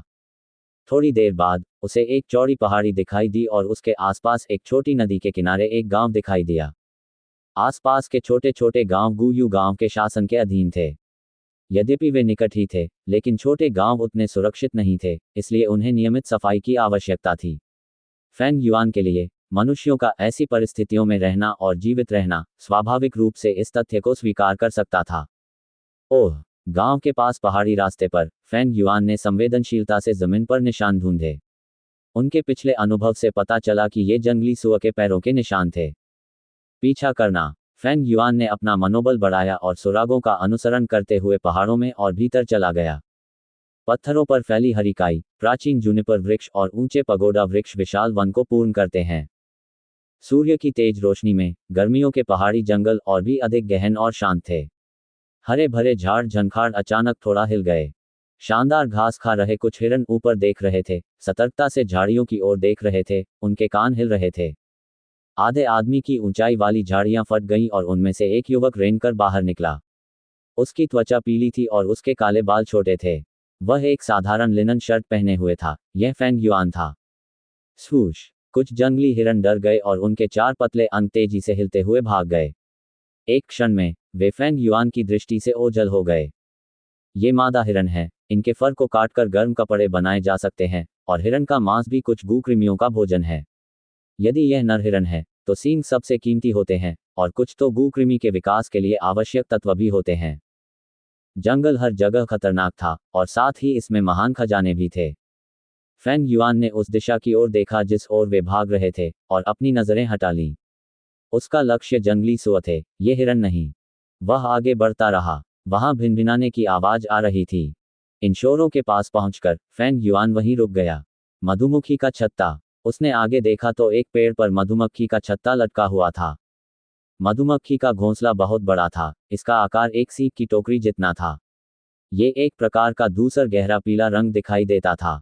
मधुमक्खी के छत्ते के बाहर कुछ दर्जन मधुमक्खी सैनिक उड़ रहे थे। कभी कभी कुछ श्रमिक मधुमक्खियां अंदर आती और बाहर निकल जाती। मधुमक्खी के छत्ते में शहद है और शहद भालू शक्ति गू का भोजन है। इस प्रकार जियोंग परिवार में शहद की बहुत मांग है। यह मधुमक्खी का छत्ता बहुत छोटा है तथा इसमें गू उत्पन्न होने की संभावना अधिक नहीं है। यदि मेरे पास कांस्य त्वचा गू होती तो मैं छुरा घोंपने का जोखिम उठा सकता था और शहद इकट्ठा कर सकता था। अफसोस की बात है, फेंग युआन ने सोचा। इस दुनिया में सभी कीड़े मकोड़े गू नहीं हैं। गू संसार की आत्मा है, कानूनों का शरीर है। यह इतना सस्ता कैसे हो सकता है? कीटों के झुंड में सामान्यतः केवल कीटों का राजा ही गू होता है। लेकिन यह उनके आकार और विकास पर निर्भर करता है, इसलिए यदि झुंड बहुत छोटा है तो कोई गू भी नहीं होगा। उदाहरण के तौर पर मधुमक्खी के छत्ते को लें, क्योंकि ये बहुत छोटा होता है, इसमें गू होने की संभावना कम होती है। फेंग युआन ने इस मधुमक्खी के छत्ते को पार किया और आगे बढ़ता रहा। जंगली सुअर के निशान अधिक स्पष्ट होते जा रहे थे और फेंग युआन जानता था कि वह उसके करीब पहुंच रहा है, इसलिए वह अधिक सावधान हो गया, क्योंकि जंगली सुअर बहुत खतरनाक होते हैं। जंगली सुअर पाले गए सुअर नहीं हैं। जब एक परिपक्व जंगली सुअर बाघ से लड़ता है तो हो सकता है कि बाघ जीत न सके। इस रहस्यमयी दुनिया में जंगली जानवर भी सरल नहीं हैं। ओह, ये स्थिति! जब फेंग युआन को अंततः जंगली सुअर मिला तो उसने देखा कि वह एक बड़े गड्ढे में गिर गया था। गड्ढे के तल पर एक नुकीला हरा बांस पड़ा था, जहां उसने जंगली सुअर को छेद दिया था और खून बह रहा था।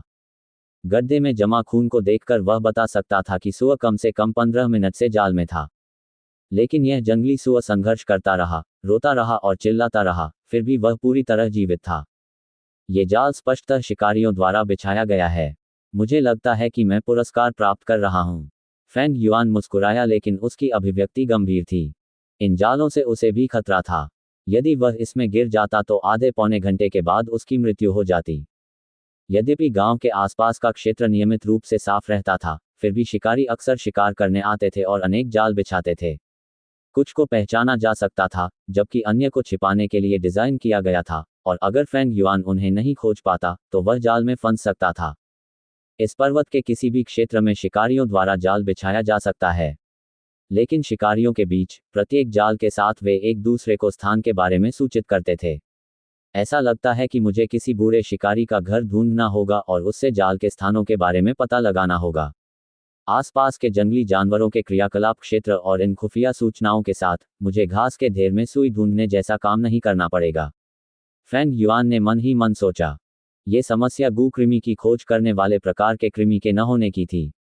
लेकिन एक अच्छे स्काउटिंग प्रकार के गू को ढूंढना आसान नहीं था। कुछ ही समय में वह बड़ी मुश्किल से एक शिकारी की खुफिया जानकारी जुटा पाया। ऐसा सोचते ही फेंग युआन की कलाई फड़क उठी और एक चंद्र ब्लेड उड़कर जंगली सुअर पर जा लगा। वूश! एक हल्के से छल्ले के साथ पूरी चंद्राकार तलवार ने सुअर की गर्दन को काट दिया और एक लंबा और पतला घाव बना दिया। तभी एक फटफट की आवाज के साथ उसमें से खून का फव्वारा फूट पड़ा। बहते हुए खून के कारण घाव बड़ा हो गया और इस प्रकार खून का फव्वारा भी बड़ा हो गया। सुअर चीखने लगा, अपनी आखिरी ताकत लगाकर छटपटाने लगा, जब तक कि उसकी हरकतें कम और कम नहीं हो गईं। फैंग युआन चुपचाप दृश्य को देख रहा था, उसका चेहरा शांत था। जंगली सुअर की जान चली गई क्योंकि उसकी आंखें बड़ी और बिल्कुल गोल हो गई थीं, उसके शरीर की मांसपेशियां फड़क रही थीं और जाल के छेद में गर्म खून भर गया था, खून की मोटी गंध आसपास फैल गई थी। जीवन या मृत्यु, यही प्रकृति का विषय है। उसने मन ही मन आह भरी। इस समय मानवीय आवाजें सुनाई दे रही थीं। दूसरे भाई वांग, हमारे गांव में शिकार करने में आपसे बेहतर कोई नहीं है। विशेष रूप से जंगली सुअरों को मारने में आपके परिवार का ओल्ड वांग पूरे क्षेत्र में शिकार का राजा है, कौन उसके महान नाम को नहीं जानता होगा। यह सही है, दूसरे भाई वांग को पुराने शिकारी की क्षमताएं विरासत में मिली हैं। जंगली सुअर का शिकार करना स्वाभाविक रूप से उतना ही अच्छा है जितना कि उसे पकड़ा जाना। दूसरे भाई वांग, आज छोटी बहन वांग आपके साथ क्यों नहीं आई? सारी चाटुकारिता के बाद एक गंभीर और कठोर आवाज ने कहा, हम्फ। जंगली सुअर का शिकार करके मैं अपनी असली योग्यता कैसे दिखा सकता हूं? आज मैं 3 सुअरों को मारना चाहता हूं, तुम देखोगे। एर्गोदान, मेरी बहन के प्रति वासना रखना बंद करो, नहीं तो मैं तुम्हें पीटूंगी। एर्गोदान ने जवाब दिया, पुरुष और महिलाएं उम्र बढ़ने पर शादी करते हैं, छोटी बहन वांग को पसंद करने में क्या गलत है? और तो और, मैं अकेला नहीं हूं, तुम्हारे गांव में कौन सा लड़का है जो उसे पसंद नहीं करता? दूसरे भाई वांग, मेरी राय में तुम भी 19 साल के हो चुके हो, तुम्हें शादी कर लेनी चाहिए और बच्चे पैदा कर लेने चाहिए। आवाज फिर बोली, मैं एक सच्चा आदमी हूं, मैं इतने छोटे से प्रलोभन के पीछे कैसे वासना कर सकता हूं? एक दिन मैं इस किंग माओ पर्वत को छोड़ दूंगी और दुनिया का पता लगाऊंगी और आकाश के नीचे की हर चीज के बारे में सीखूंगी, जो वास्तव में मेरी मर्दाना स्थिति के अनुरूप होगा। ऐसा कहकर चारों युवा शिकारी जंगल से बाहर चले गए। नेता शिकारी लंबे कद का था, उसके हाथ में धनुष बाण था, उसकी मांसपेशियां उभरी हुई थीं और उसकी आंखें उत्साह से भरी हुई थीं, जिससे एक शक्तिशाली आभा झलक रही थी। जब उसने फैंग युआन को देखा, तो वह भौंचक्का रह गया और चिल्लाया, तुम कौन से गांव से हो बच्चे? तुमने मेरा फायदा उठाने की हिम्मत कैसे की? वांग एर, जल्दी से चले जाओ। चले जाओ। वांग एर की बातें सुनकर फैंग युआन तुरंत एक ठंडी मुस्कुराहट में फूट पड़ा और उसने अपनी हथेली उसके सामने लहराई। स्वूश, हल्की सी आवाज के साथ एक नीले रंग का चंद्रमा आगे की ओर उछला। उसी समय उसने अपने पैरों में ताकत लगाई और चारों शिकारियों की ओर दौड़ा। गू मास्टर! शिकारी चंद्रमा को देखकर दंग रह गए और चिल्लाने लगे। चंद्रब्लेड पहले ही फायर हो चुका था और वे बचने के लिए भागे। प्लोंक! एक व्यक्ति तेजी से भागने में असफल रहा और उसका दाहिना हाथ चंद्रब्लेड से जा टकराया। तुरंत ही उसकी हड्डियां और मांस फट गए, पूरी कलाई और अग्रबाहु कटकर जमीन पर गिर पड़ी। आह! वह डर और दर्द से चिल्लाते हुए जमीन पर लेट गया। उसका बायां हाथ बाज के पंजे की तरह उसके दाहिने हाथ को जकड़े हुए था। उसके दाहिने अंग से लगातार चमकीला लाल रक्त बहने लगा, जिससे फर्श भी लाल हो गया। मुझे छोड़ दो, हमने जानबूझकर आपको नाराज नहीं किया। अपने साथी की ये हालत देखकर अन्य 2 मनुष्य पीले पड़ गए, उनके चेहरे पर खून का एक भी निशान नहीं था। वे जल्दी से चारों पैरों पर खड़े हो गए और घुटनों के बल बैठ गए और लगातार फैंग युआन के सामने झुकने लगे। तुम लोग मूर्खों का झुंड हो, तुम लोग किस बात से डर रहे हो? ये तो बस एक गू शिष्य है। केवल वांग एर अभी भी खड़ा था। फैंग युआन ने बिना किसी चेतावनी के हमला कर दिया, जिससे वह भयभीत और क्रोधित हो गया। उसकी भुजाएं उसकी पीठ के पीछे चली गईं और उसने तेजी से धनुष और बाण को अपनी भुजाओं में पकड़ लिया। रुको, आगे आओ और मैं तुम्हें गोली मार दूंगा। वांग एर चिल्लाते हुए तीर तैयार करते हुए पीछे हट गया। ओह! फैंग युआन ने अपनी आंखें सिकोड़ लीं। ये वांग एर काफी अड़ियल था। सामान्यतः जब मनुष्य गू मास्टर्स को देखते थे तो वे डर से कांप उठते थे। फिर भी ये आदमी शांत रहने में सक्षम था, वह निश्चित रूप से साहसी रहा होगा। प्यू! एक और चंद्रब्लेड वांग एर की ओर बढ़ा। कृतज्ञ न होने वाला कमीना! वांग एर ने नाक भान सिकोड़ी और उसके दिल से हत्या का इरादा उभर आया। वह एक ओर हट गया और तीर चलाते समय चंद्रब्लेड से बच निकला। तीर तेज था और एक झटके के साथ वह फैंग युआन तक जा पहुंचा। फैंग युआन ने अपना सिर थोड़ा नीचे झुकाया और तीर से बचते हुए आगे की ओर दौड़ा और जल्दी से वांग एर के पास पहुंच गया। वांग एर ने बहादुरी से अपने हाथ से धनुष फेंक दिया और अपनी कटोरे के आकार की मुट्ठी बांधकर फैंग युआन की ओर दौड़ा। वह विशालकाय शरीर का था, उसकी पीठ भेड़िए की तरह मजबूत थी और कमर मधुमक्खी की तरह, और वह फैंग युआन से कम 50 सेंटीमीटर लंबा था। सूरज की रोशनी उसके पीछे से चमक रही थी, और जैसे ही फैंग युआन उसकी ओर बढ़ा, उसने अपने चेहरे पर एक काली छाया लटकती देखी, उसकी आंखों से भेड़िए की तरह हत्या की नीयत निकल रही थी। नहीं, जल्दी रुको। दोनों शिकारियों ने जब देखा कि वे दोनों एक दूसरे से टकराने वाले हैं तो वे भयभीत होकर चिल्लाने लगे। मरना। वांग एर की आंखें भयंकर थीं और उसके चेहरे की मांसपेशियां फड़क रही थीं, जिससे उसका भयावह और पागल भाव प्रकट हो रहा था, जैसे वह खून का प्यासा दुष्ट भेड़िया हो। उसकी दोनों मुट्ठियां फेंग युआन की ओर उठीं। धमाका। उसकी मुट्ठी तेज और भारी थी, यहां तक कि हवा को भी काट रही थी।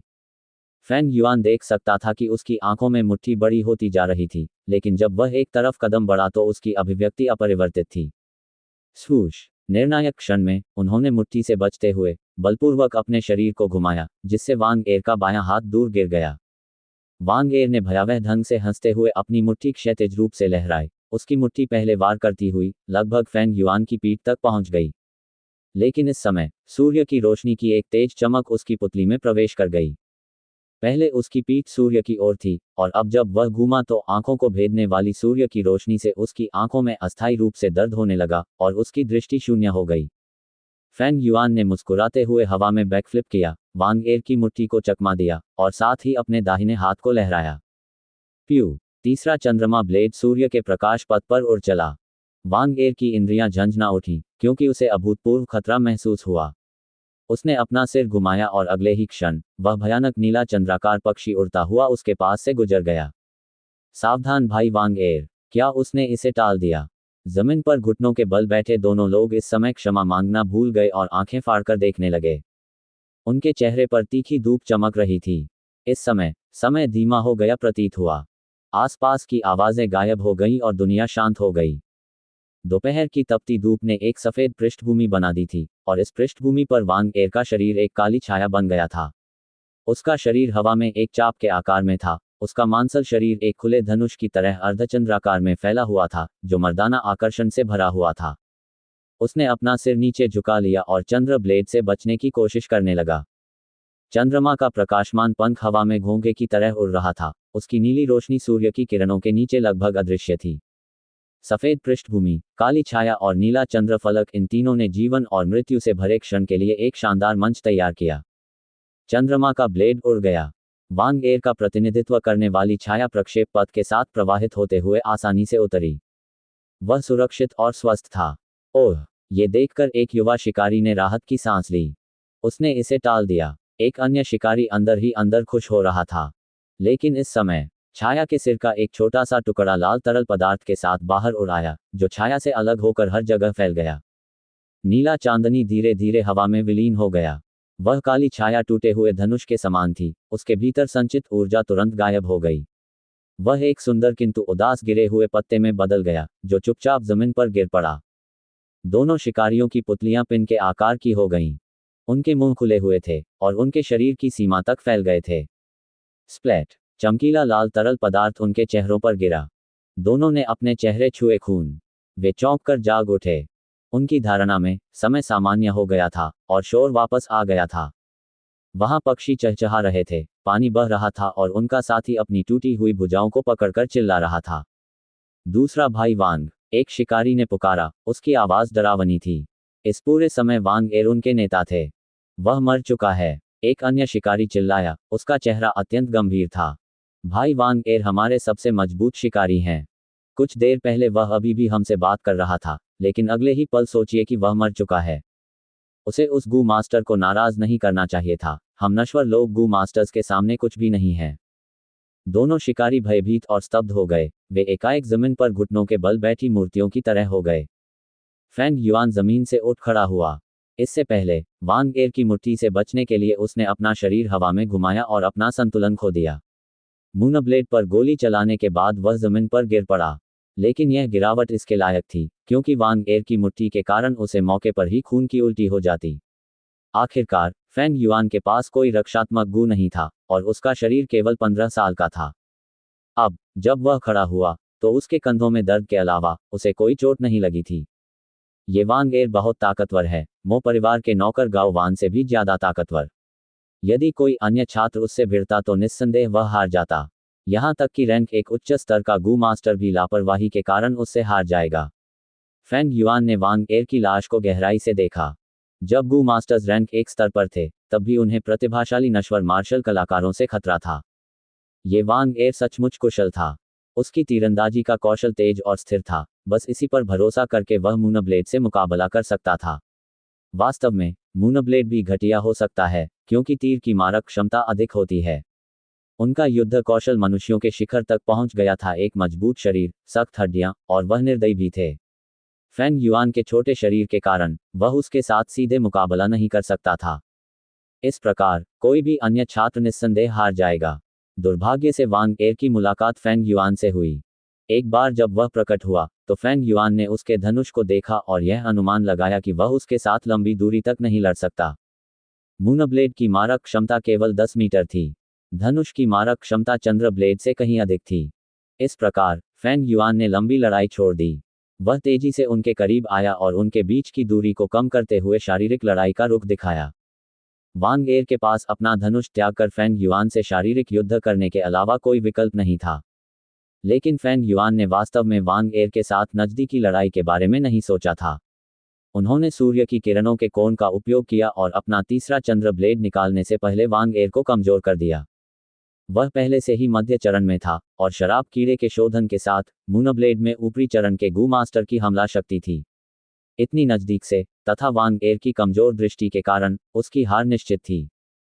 लेकिन यह वांग एर वास्तव में कुशल है। मैं उसका सिर धड़ से अलग करना चाहता था, लेकिन निर्णायक क्षण में उसने अपनी इंद्रियों और सजगता पर भरोसा किया और मेरे हमले का आधा हिस्सा चकमा दे दिया, जिसके कारण मेरी चंद्रधार उसके सिर का केवल आधा हिस्सा ही काट सकी। जीवन और मृत्यु प्रकृति का नियम है। सभी जीवित प्राणी समान हैं और सभी को जीवित रहने और मारे जाने का अधिकार है। राजसी और निम्न स्तर के प्राणी हो सकते हैं, लेकिन मृत्यु के सामने एक व्यक्ति की मृत्यु एक सुअर की मृत्यु से भिन्न नहीं है। क्या अंतर है? वे दोनों मर चुके हैं। फैंग युआन ने वांग एर की लाश पर अंतिम नजर डाली और अपने दिल में आह भरी। वृक्षों की जड़ें पहाड़ की मिट्टी में घुस जाती हैं और उनके हरे हाथ आसमान की ओर बढ़ते हैं। मोटे और ठोस पेड़ों के तने एक दूसरे के सामने थे और दूर से देखने पर एक जैसे लग रहे थे। हवा में एक दूसरे से लिपटी हुई फूली हुई शाखाएं और पत्तियां। इन पेड़ों के नीचे एक लकड़ी का घर था। लकड़ी का घर पूरी तरह से ठोस मोटी छाल से बना था, जिससे एक प्रकार की असली मजबूत गंध आती थी। लकड़ी का ये घर नया नहीं बना था, बल्कि कई वर्षों से बना हुआ था। इस प्रकार घर की सतह पर हर जगह हरी काई उगाई थी और कुछ पेड़ों के तने से कोमल छोटी शाखाएं निकलने लगी थीं। लकड़ी के घर के चारों ओर हरे बांध से बनी एक ऊंची और बड़ी बाड़ थी। पीछे और सामने का क्षेत्र सब्जियों के खेतों से भरा था और खेतों के बीच में एक मानव निर्मित कुआं था। इस समय एक युवा और सुंदर महिला कुएं से पानी खींच रही थी।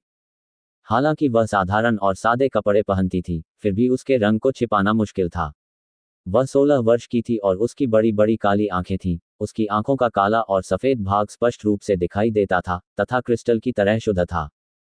सूर्य की रोशनी पेड़ों की पत्तियों के बीच से होकर उसके चेहरे पर पड़ रही थी, जिससे उसकी त्वचा पर सफेद बर्फ की तरह प्रकाश पड़ रहा था। साथ ही उस पर एक प्रकार की पारदर्शी लालिमा और कोमलता भी दिख रही थी। उसके काले बाल बेतरतीब ढंग से लटक रहे थे और उसके प्यारे कानों को आधा ढक रहे थे। उस समय उसके गुलाबी होंठ सिकुड़े हुए थे और वह अपने सफेद सुंदर दांतों को भींच रही थी। उसके चेहरे पर पूरी एकाग्रता का भाव दिख रहा था। उसने पानी से भरी बाल्टी को कुएं से बाहर खींचने में अपनी पूरी ताकत लगा दी। एक और सांस लेकर उसने बाल्टी को कुएं के बाहर जमीन पर रख दिया। हफ! युवा लड़की ने अपना माथा पोंछा और सांस छोड़ते हुए अपने पीले हाथ से अपने चेहरे पर पंखा झलने लगी। बाल्टी के जमीन पर गिरने की आवाज सुनकर लकड़ी के घर का दरवाजा खुला और एक बूढ़ा आदमी बाहर आया। बूढ़े आदमी के बाल काले और सफेद रंग का मिश्रण थे। उसके चेहरे पर झुर्रियों की परतें थीं। यद्यपि उसकी आंखें थकी हुई लगती थीं, फिर भी कभी कभी उनमें चमक झलकती थी। एक बुजुर्ग बाघ की तरह। यद्यपि वह बूढ़ा था, फिर भी उसका अधिकार स्पष्ट था। बेटी, ये बाल्टी बहुत भारी है। मैंने कहा कि मैं इसे उठा लूंगा। तुम फिर से मेरी पीठ पीछे चुपके से पौधों को पानी क्यों दे रहे हो? बुजुर्ग ने युवा लड़की की ओर देखा और स्नेह का भाव प्रकट किया। पिता, युवा लड़की ने प्यार से पुकारा, कल आप देर रात तक शिकार कर रहे थे। मैं चाहती थी कि आप आज देर तक सोएं। ये तो बस एक पानी की बाल्टी है। देखो, मैं इसे बाहर ले जा सकता हूं, है ना? तुम हमेशा सख्त व्यवहार करना पसंद करते हो। बूढ़े आदमी की आवाज में बेबसी झलक रही थी, लेकिन उसकी आंखें एक बार फिर उस पर टिकी थीं। वह एक बड़ा कदम उठाकर कुएं के पास पहुंचा। अपना हाथ बढ़ाकर उसने आसानी से बाल्टी पकड़ ली। आओ बेटी, हम सब मिलकर पौधों को पानी देंगे। हवा जंगली घास और फूलों की खुशबू से भरी हुई थी, और गर्मियों की हवा गर्म होकर पेड़ों के पास से गुजरती हुई ताजगी भरी हवा के झोंके में बदल गई थी। पहाड़ पर बने लकड़ी के घर के पास एक सब्जी का खेत था, और लड़की पौधों को पानी देने के लिए बाल्टी का इस्तेमाल कर रही थी। पिता पानी लाने के प्रभारी थे। वे दो पानी की बाल्टियों के बीच घूमते रहते थे। इस छोटी सी जगह में एक प्रेमपूर्ण परिवार का माहौल स्पष्ट दिखाई दे रहा था। मैं बहुत बूढ़ा हो गया हूँ, बस कुछ बाल्टी पानी ही पीकर मैं थक गया हूँ। थोड़ी देर बाद बूढ़ा आदमी कुएं के पास खड़ा होकर अपने माथे से पसीना पोंछ रहा था और गहरी सांस ले रहा था। युवा लड़की ने अपना सिर पीछे घुमाकर फूलों की तरह मुस्कुराते हुए कहा, पिताजी, आपको अंततः यह एहसास हो ही गया। आप पहले से ही इतने बूढ़े हो चुके हैं, फिर भी आप हर समय सख्त व्यवहार करना चाहते हैं। मैंने तुमसे कितनी बार कहा है कि दूसरे भाई को शिकार करने दो। तुम्हें इस उम्र में घर पर आराम करना चाहिए और अपने जीवन का आनंद लेना चाहिए। हे। बूढ़े आदमी ने हंसते हुए सिर हिलाया। अपने दूसरे भाई की क्षमताओं पर भरोसा करते हुए वह इस पहाड़ पर आसानी से घूम सकता है। अपनी तीरंदाजी की कुशलता से तो ये मुझसे भी आगे निकल गया है, लेकिन मैं अभी भी चैन महसूस नहीं कर पा रही हूँ। उसका दिल बहुत उग्र है, और सिर्फ मार्शल आर्ट कौशल के साथ वह ऊंची उड़ान भरना चाहता है। युवा पुरुषों को स्वतंत्र रूप से कल्पना करना पसंद है, उन सभी के साथ यह समस्या है। पिता, युवा लड़की ने अपनी बात को खींचा। बूढ़ा आदमी अब और भी जोर से हंसा। उसके स्वर में शरारत भरी झलक थी। ओह हाँ, तुम अभी भी हो। अब तुम जवान नहीं रहे, शादी करने का समय आ गया है। मैंने तुम्हारे लिए एक अच्छा जीवनसाथी ढूंढ लिया है, और तुम्हारे अच्छे रूप रंग को देखते हुए एक अच्छा परिवार ढूंढने में कोई समस्या नहीं होगी। लड़की का चेहरा टमाटर की तरह लाल हो गया। तुरंत ही उसे इतनी शर्मिंदगी महसूस हुई कि उसके पास कहने के लिए शब्द ही नहीं बचे। बूढ़े व्यक्ति ने आकाश की ओर देखा और महान भविष्य की कल्पना करते हुए आह भरी, जब तुम्हारा दूसरा भाई कुछ असफलताओं को झेल लेगा और अपने स्वभाव पर नियंत्रण कर लेगा, तो मैं सेवानिवृत्त हो जाऊंगा और कभी पहाड़ों पर नहीं जाऊंगा। इसके बाद मैं तुम्हारे लिए एक अच्छा परिवार ढूंढूंगा और तुम्हारी शादी करवाऊंगा और बच्चे पैदा करूंगा। बेहतर होगा कि वह एक मोटा लड़का हो। हे, आपके पिता अपने पोते की देखभाल करना चाहते हैं, बस यही मैं चाहता हूँ। किसी व्यक्ति का जीवन आसान नहीं होता, और एक शिकारी के रूप में कितने लोगों का जीवन सुखद अंत तक पहुंच पाता है। मेरे सभी साथी पहले ही चले गए हैं, अब केवल मैं ही बचा हूँ। पिताजी, आप गलत हैं, युवा लड़की ने सांत्वना देते हुए कहा। क्या मतलब है कि केवल आप ही बचे हैं? हम अभी भी आपके पास हैं। हे, हम। बूढ़ा आदमी हंस रहा था और जवाब देने ही वाला था, लेकिन अचानक उसने एक आवाज सुनी और अपना सिर घुमा लिया। बांस की बाड़ का छोटा सा प्रवेश द्वार किसी ने बाहर से तोड़ दिया था। आप बूढ़े आदमी वांग हैं। फेंग युआन ने अपनी डरावनी आंखों के साथ ठंडे चेहरे का प्रदर्शन किया और अपने दाहिने हाथ में चांदनी की एक किरण लेकर आगे बढ़ा। बूढ़ा आदमी चौंक गया जब उसने फेंग युआन के हाथ पर चांदनी को देखा। तेजी से घुटने टेकते हुए, ये बूढ़ा आदमी भगवान गु मास्टर को अपना सम्मान देता है। बूढ़े आदमी वांग, आपके बेटे ने मुझे अपमानित करने का साहस किया, मैंने उसे मार डाला है। उसकी लाश आगे लाओ। फेंग युआन गर्व से खड़ा होकर घुटनों के बल बैठे बूढ़े व्यक्ति को घूर रहा था, जब वह मुख्य विषय लेकर आया। उनके शब्द अभी समाप्त ही हुए थे कि दो युवा शिकारी वांग एर की लाश को उठाकर अंदर ले आए। इस लाश को देखकर बूढ़े वांग का शरीर कांप उठा। दूसरा भाई, युवा लड़की दयनीय ढंग से चिल्लाई, आगे बढ़ी और वांग एर की लाश को पकड़ लिया। उसका चेहरा आंसुओं से लाल हो गया। वांग परिवार की बेटी। दोनों युवा शिकारियों को, जिस लड़की को वे पसंद करते थे, अपने सामने रोता हुआ देखकर बहुत बुरा लगा। वे उसे सांत्वना देना चाहते थे, लेकिन उनके मुंह से कोई शब्द नहीं निकला। बूढ़े आदमी वांग, मैंने सुना है कि आप एक शिकारी हैं, कुछ गांवों में सबसे अच्छे। इतनी उम्र में भी आप शिकार कर सकते हैं और हर बार अच्छा परिणाम प्राप्त कर सकते हैं, ये बहुत अच्छी बात है। फेंग युआन ने यहाँ एक पल के लिए रुककर भावशून्य होकर कहा, अब मेरे लिए पास के पहाड़ी क्षेत्र के सभी जालों का नक्शा बनाओ, साथ ही इन वर्षों के अपने शिकार के अनुभव से जंगली जानवरों के क्षेत्रों के अपने अवलोकन के परिणाम भी बनाओ। इसे मेरे लिए बनाओ और मैं तुम्हारे बेटे को मुझे अपमानित करने के पाप से बचा लूंगा, अगर नहीं। ये गांव गु यू गांव के नियंत्रण में थे। सभी गांववासी गु युए कबीले के किसान दास थे।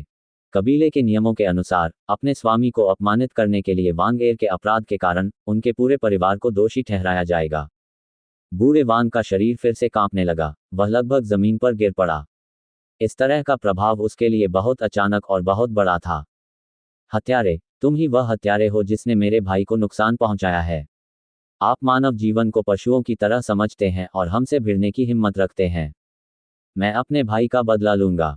युवा लड़की चिल्लाई, उसकी आवाज फेंग युआन के प्रति घृणा और क्रोध से भरी हुई थी, और वह फेंग युआन की ओर दौड़ी। लेकिन वह अभी आधे रास्ते पर ही थी कि किसी ने उसे रोक लिया। ये दो युवा शिकारी नहीं थे, बल्कि उसके पिता थे। शर्मनाक दुष्ट, बूढ़ा आदमी वांग चिल्लाया और उसने युवा लड़की को जोरदार थप्पड़ मारा, जिससे वह जमीन पर गिर गई। तुम्हारा दूसरा भाई मर गया है, क्या तुम भी मरना चाहते हो? क्या तुम चाहते हो कि तुम्हारे ये बूढ़े पिता हमेशा के लिए बूढ़े और अकेले रहें? ये कहते हुए बूढ़ा आदमी फूट फूट कर रोया, उसका शरीर बुरी तरह कांप रहा था। पिता, इससे युवती जाग गई और उसकी आंखों से आंसू बहने लगे।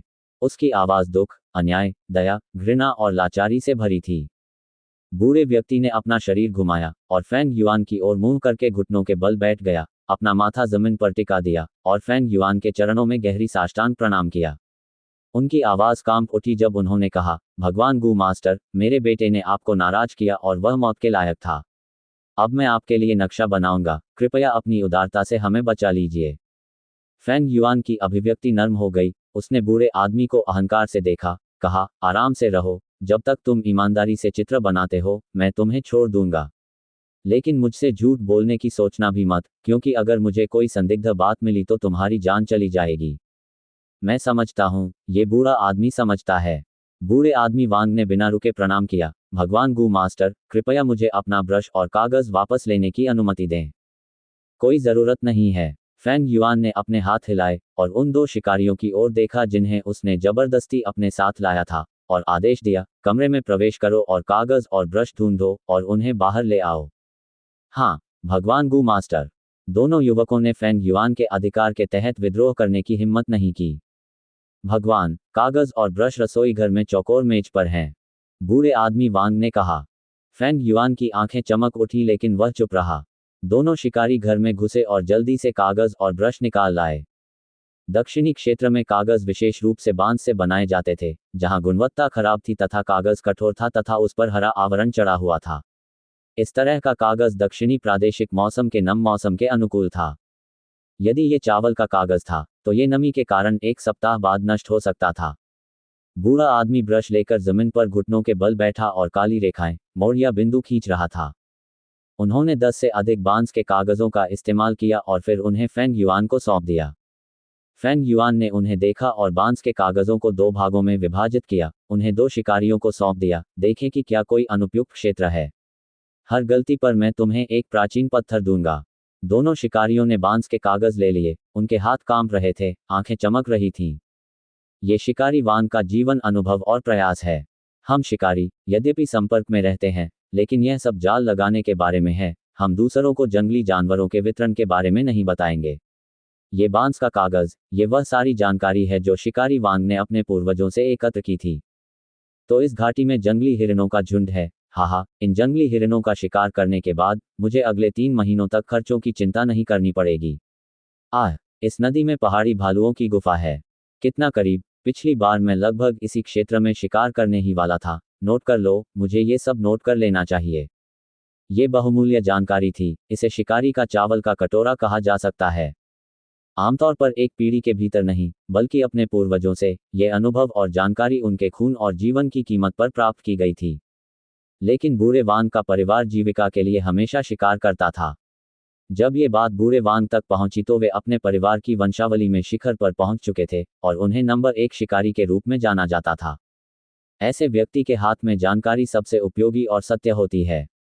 दोनों युवा शिकारियों ने लगभग 15 मिनट तक नक्शे की जांच की और कई बार नक्शे को देखा।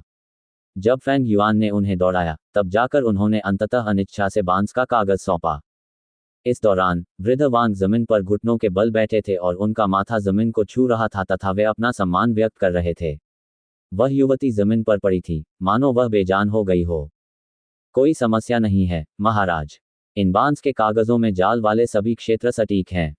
दोनों ने उत्तर दिया। भगवान गु मास्टर, यह मेरे और मेरी बेटी के जीवन से संबंधित है, मैं निश्चित रूप से आपसे झूठ नहीं बोलूंगा। जमीन पर लेटा बूढ़ा आदमी चिल्लाया और लगातार दंडवत प्रणाम करता रहा। बुरा नहीं है।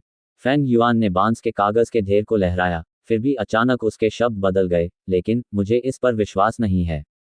बूढ़े आदमी वांग ने चौंक कर अपना सिर ऊपर उठाया, लेकिन उसे केवल एक भयानक नीला चंद्रबिंदु दिखाई दिया जो उसकी पुतलियों के प्रतिबिंब में बड़ा हो रहा था।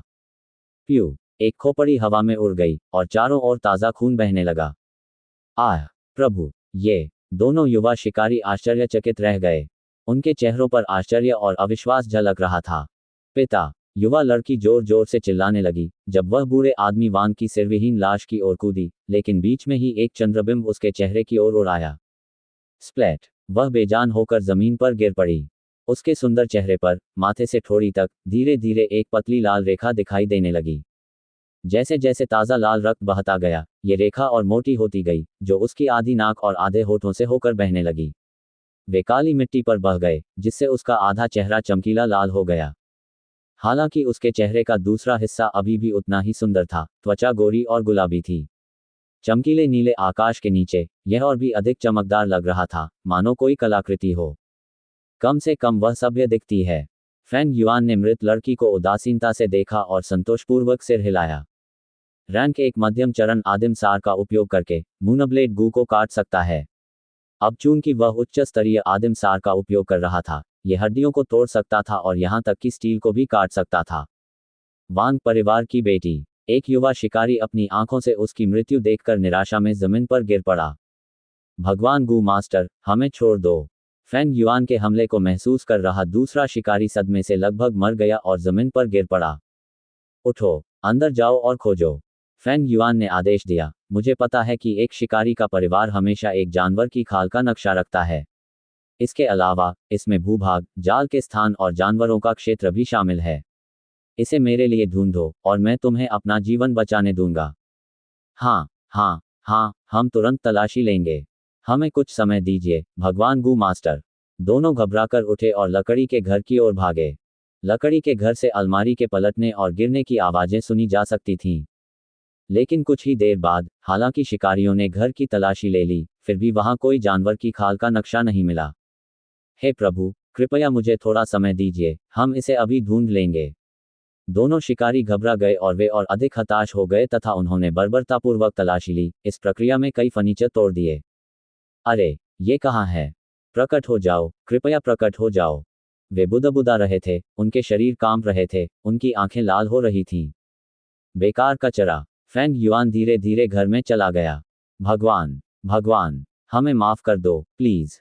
वाह! दोनों युवा शिकारी ऐसे कांपने लगे जैसे उन्हें बिजली का झटका लगा हो और वे जमीन पर गिरकर अपनी जान की भीख मांगने लगे। फैंग युआन ने उन दोनों की उपेक्षा की और घर का निरीक्षण किया। घर में 4 कमरे, एक बैठक कक्ष और एक रसोई घर था। सारा फर्नीचर अस्त व्यस्त था, जैसे उसे लूट लिया गया हो। फैंग युआन धीरे धीरे अंदर आया, उसके कदमों की गूंज लकड़ी के घर में गूंज रही थी। वास्तव में इसकी तलाशी ली गई है, यह सही नहीं होना चाहिए। लगभग हर शिकारी के पास जानवरों की त्वचा का नक्शा होता है, जो पीढ़ियों से विरासत में मिलता आ रहा है, तथा समय के साथ परिष्कृत होता जाता है, तथा सभी जानवरों के क्षेत्र और खतरों को दर्ज करता जाता है। ये एक शिकारी की आजीविका है, उन्हें ये कैसे नहीं मिलेगा? फैंग युआन सोचते हुए खड़ा था। इसके अलावा, मैंने पहले भी उस बूढ़े आदमी वांग का परीक्षण किया था, जानबूझकर 2 शिकारियों को कागज और ब्रश की खोज करने के लिए कहा था। बूढ़े आदमी ने तुरंत कागज और ब्रश का स्थान बताया। शायद उसे चिंता थी कि उन्हें जानवर की खाल का नक्शा मिल सकता है, इसलिए यह इसी घर में होना चाहिए। फैंग युआन ने घर को फिर से देखा, और अचानक जब उसने अग्निकुंड को देखा तो उसे प्रेरणा मिली।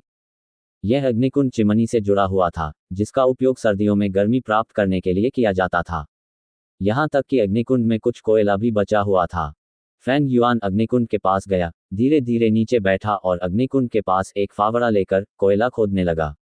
अधिकांश कोयले का आकार अभी भी लकड़ी जैसा है, वे भंगुर थे और आसानी से 2 टुकड़ों में टूट जाते थे।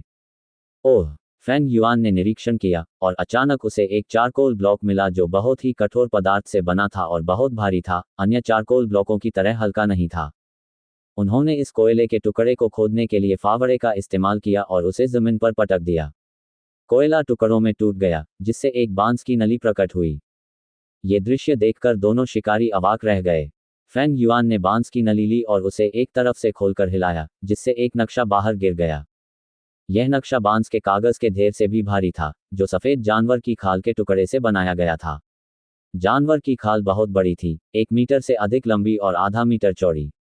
उस पर काली, हरी, लाल, पीली और नीली रेखाएं थीं, जो एक जटिल मानचित्र बना रही थीं।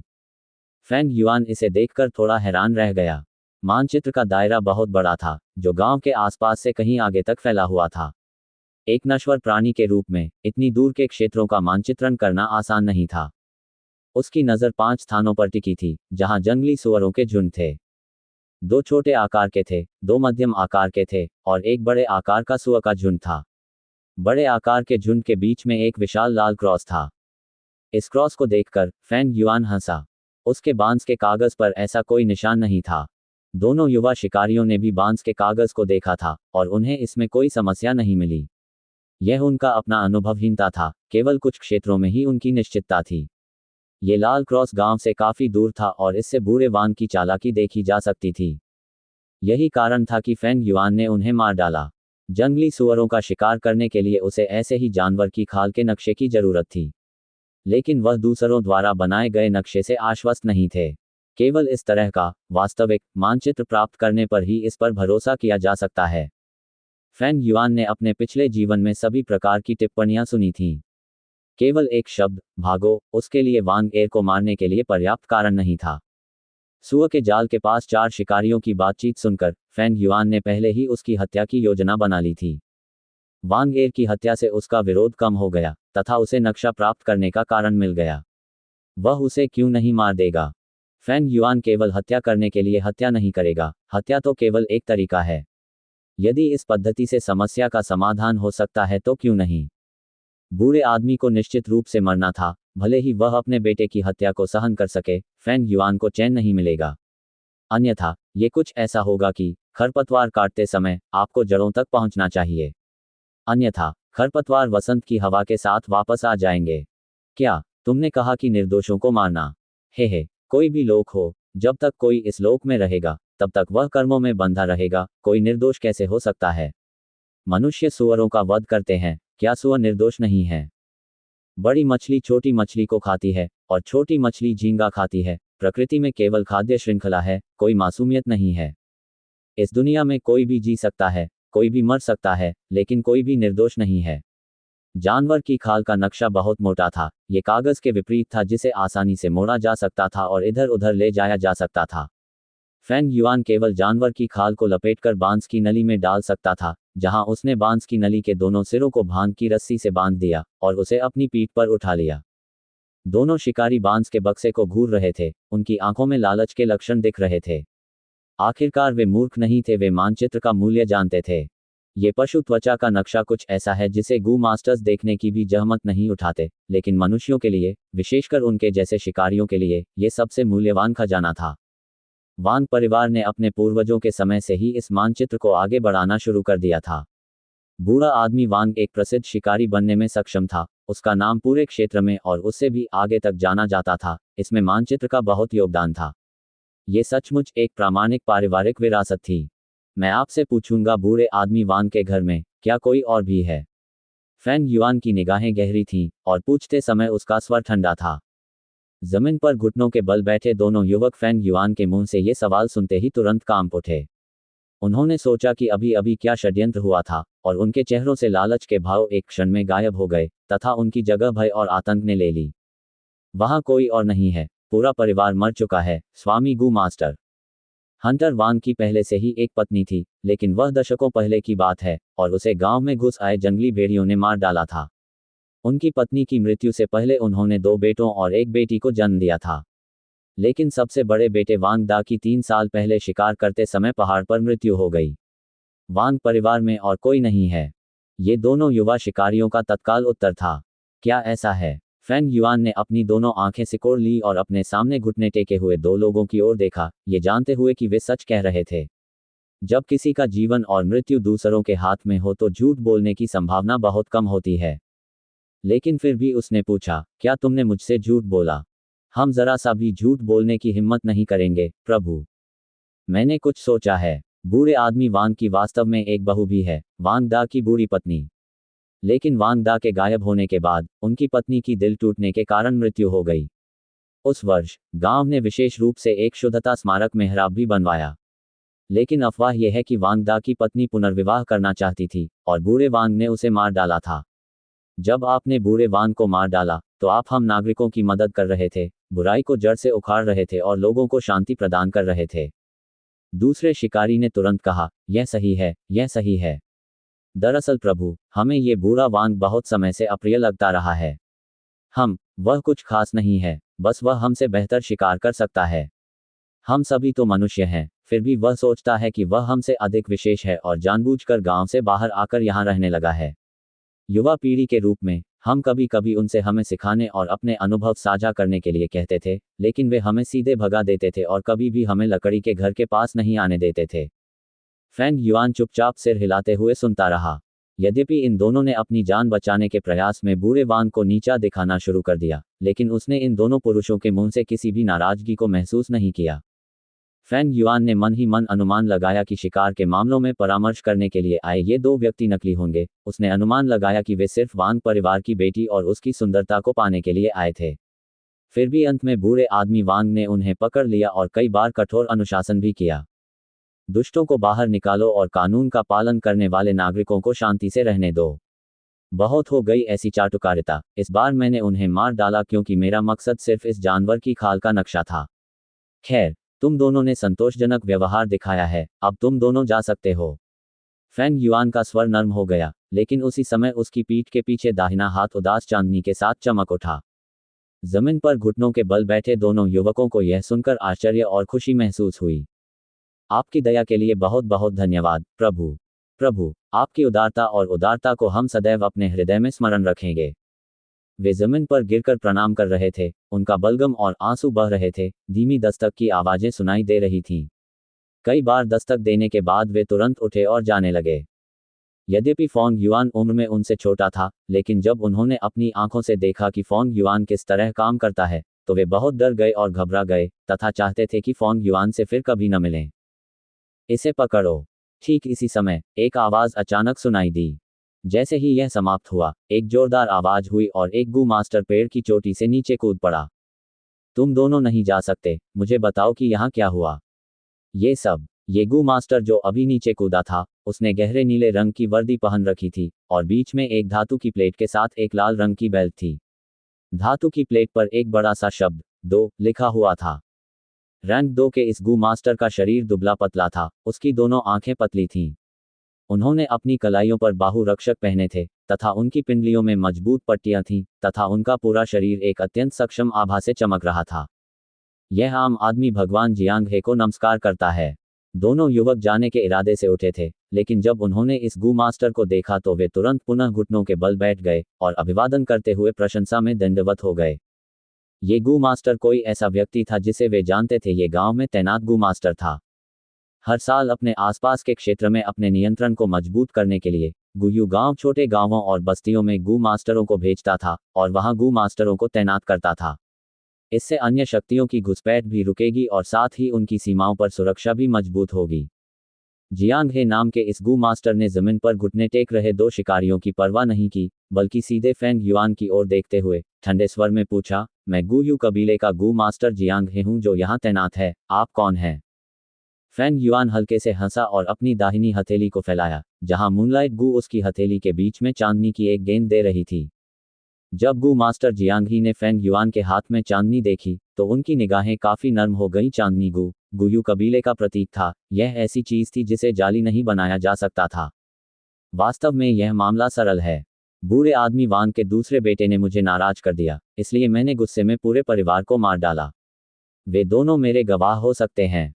फेंग युआन ने एक ही समय में घुटनों के बल बैठे दो शिकारियों की ओर इशारा करते हुए साहस और आत्मविश्वास के साथ सीधे तौर पर स्वीकार किया। फेंग युआन झूठ नहीं बोल रहा था और दोनों शिकारियों ने जल्दबाजी में सिर हिला दिया। कोई हिचकिचाहट नहीं थी। जियांग हे एक क्षण के लिए शून्य भाव से देखता रहा, फिर वह जोर से हंसने लगा, तुमने बहुत अच्छा मारा है। वे केवल तुच्छ किसान सेवकों का समूह थे, जिन्होंने वास्तव में अपने स्वामियों को अपमानित करने का साहस किया। वे मारे जाने के लायक थे। लेकिन उन्होंने तुरंत ही स्वर में परिवर्तन करते हुए भावना और गहरे अर्थ से भरकर कहा, हालांकि जूनियर तुम युवा हो, लेकिन तुमने जो किया है उससे मेरे लिए भी समस्याएं आई हैं। यद्यपि बूढ़ा आदमी वांग आम लोगों से बहुत दूर रहता है और अपने परिवार के साथ अकेले यहाँ रहता है, फिर भी वे ग्रामीण हैं जिनका मैं प्रभारी हूँ। मुझे कबीले से बाहर भेज दिया गया है और इस गांव में तैनात किया गया है। इसका मतलब है कि मुझे गांव वालों की रक्षा करनी है और बचाव के लिए सतर्क रहना है। अब जब तुमने इन कुछ लोगों को मार दिया है तो ग्रामीणों की संख्या कम हो गई होगी। वर्ष के अंत में परीक्षा के दौरान मेरे प्रति कबीले का मूल्यांकन गिर जाएगा। फैंग युआन की निगाहें चमक उठी और वह तुरंत समझ गया कि जियांग ही उससे पैसे ऐंठने के लिए इस बहाने का इस्तेमाल कर रहा था। वह हंसे और बोले, यह इतना कठिन नहीं है वरिष्ठ, आपको बस सच बताना है। बस इतना कहो कि इस पूरे परिवार को मैंने ही मारा है और इसका सीनियर से कोई लेना देना नहीं है। जब जियांग ही ने यह सुना तो उसकी पलकें फड़कने लगी। उसके दिल में फैंग युआन के प्रति गुस्सा बढ़ने लगा, जो एहसानों की कदर करना नहीं जानता था। उनका बोलने का अंदाज बहुत गंभीर हो गया। तब तो मुझे यहाँ निष्पक्ष रूप से काम करना होगा। जूनियर, अगर तुम्हें कबीले की जांच का डर नहीं है तो अपना नाम रिपोर्ट करो। मैं विस्तार से सब कुछ कागज पर दर्ज कर दूंगा कि वास्तव में चीजें कैसी हैं। उनके शब्दों में धमकी का गहरा भाव था। यदि कोई अन्य युवक होता तो वह पहले ही इस बयान से डर गया होता। लेकिन फैंग युआन को जियांग ही की कमजोरी समझ में आ गई और उसने तुरंत कहा, तब सीनियर को इस बारे में रिपोर्ट देनी चाहिए कि ये कैसे होना चाहिए। हाँ, मेरा उपनाम गु यू है और मेरा नाम फैंग युआन है। तो आप वास्तव में फैंग युआन हैं। जियांग हे के चेहरे पर कुछ देर के लिए आश्चर्य स्पष्ट रूप से दिखाई दिया। मैं हाल ही में अपने छोटे भाई से आपके बारे में लगातार सुन रहा हूँ। आप अपने सभी सहपाठियों को बुरी तरह पीटते हैं, सबके सामने लूटपाट करते हैं और हर बार 60 टुकड़े आदिम पत्थर प्राप्त करते हैं। जब भी मेरा छोटा भाई इसके बारे में बात करता है तो उसे ईर्ष्या होती है कि तुम इतनी आसानी से पैसा कैसे कमा सकते हो। उस समय का तो जिक्र ही न करें जब आपने लगातार एक लिकर वम और एक मडस्किन टॉड पर जुआ खेला था। इस तरह का भाग्य निश्चित रूप से लोगों को ईर्ष्यालु बनाता है।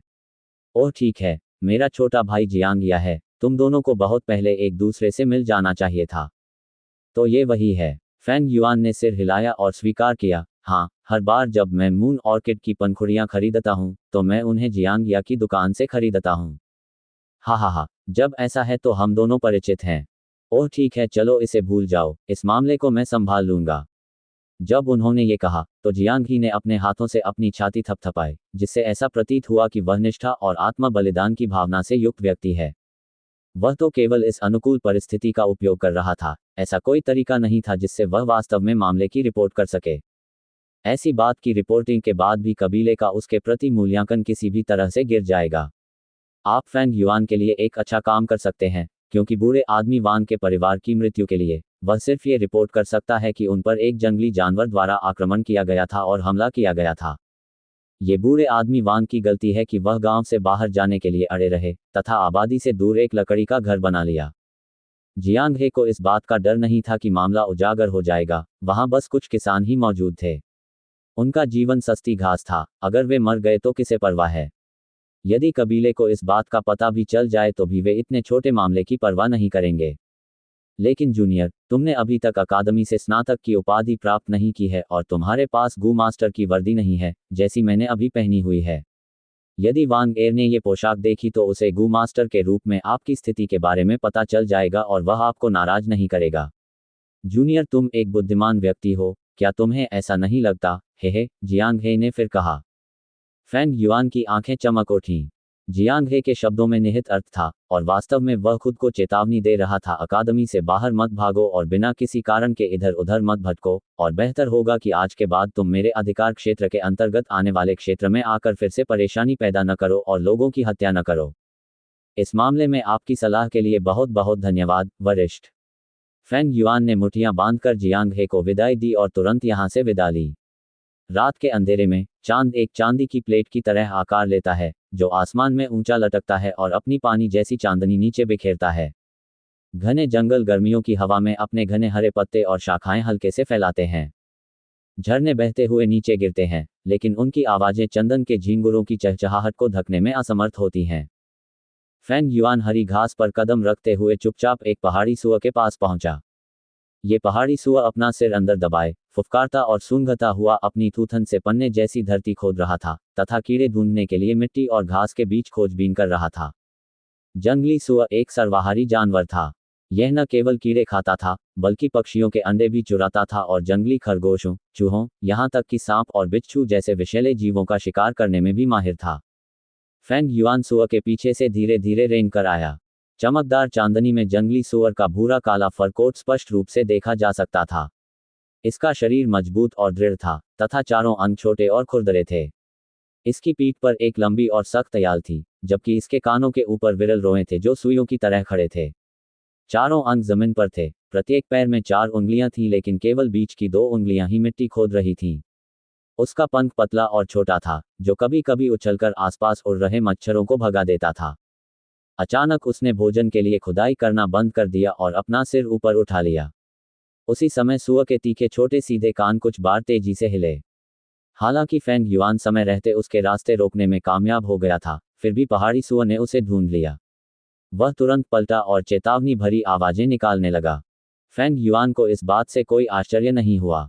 जंगली जानवर किसी पालतू जानवर की तरह नहीं थे, वे सभी बहुत सतर्क थे। विशेष रूप से जंगली सुअर, उनकी गंध तीव्र थी और वे पक्षियों के घोंसले ढूंढ सकते थे जो अक्सर बहुत अच्छी तरह से छिपे होते थे। भले ही इस पहाड़ी सुअर ने कोई आवाज नहीं सुनी हो, लेकिन जब फेंग युआन उसके करीब 100 मीटर दूर होगा, तो वह उसके शरीर की गंध सूंघ सकेगा और फिर भी फेंग युआन की उपस्थिति को महसूस कर सकेगा। हालांकि फेंग युआन के पास उस समय 5 गू कीड़े थे: spring autumn cicada, liquor worm, moonlight गू, लिटिल लाइट गू और सफेद सुअर गू। ये सभी गू एक दूसरे से मेल नहीं खा पा रहे थे और असंगत थे। यदि फेंग युआन के पास एक गंध लॉग गू होता जो उसके शरीर की गंध को ढक सकता था, और एक और शांत कदम गू जो किसी के कदमों की आवाज को छुपा सकता था, तो वह पूरी तरह से और चुपचाप पहाड़ी सुअर से 10 कदम की दूरी तक पहुंच सकता था। हालांकि यदि उसके पास ये 2 गू होते तो फेंग युआन के पास 7 गू कीड़े होते। इससे उसका आदिमसार उपयोग बहुत अधिक हो जाता और उसे उनका समर्थन करने में कठिनाई होती। सामान्यतः गू मास्टर्स एक ही रैंक के केवल 4 से 5 गू कृमियों को ही भोजन दे सकते हैं। इस प्रकार गू मास्टर्स आमतौर पर अकेले नहीं चलते, बल्कि 5 या कम से कम 3 के छोटे समूह बनाते हैं।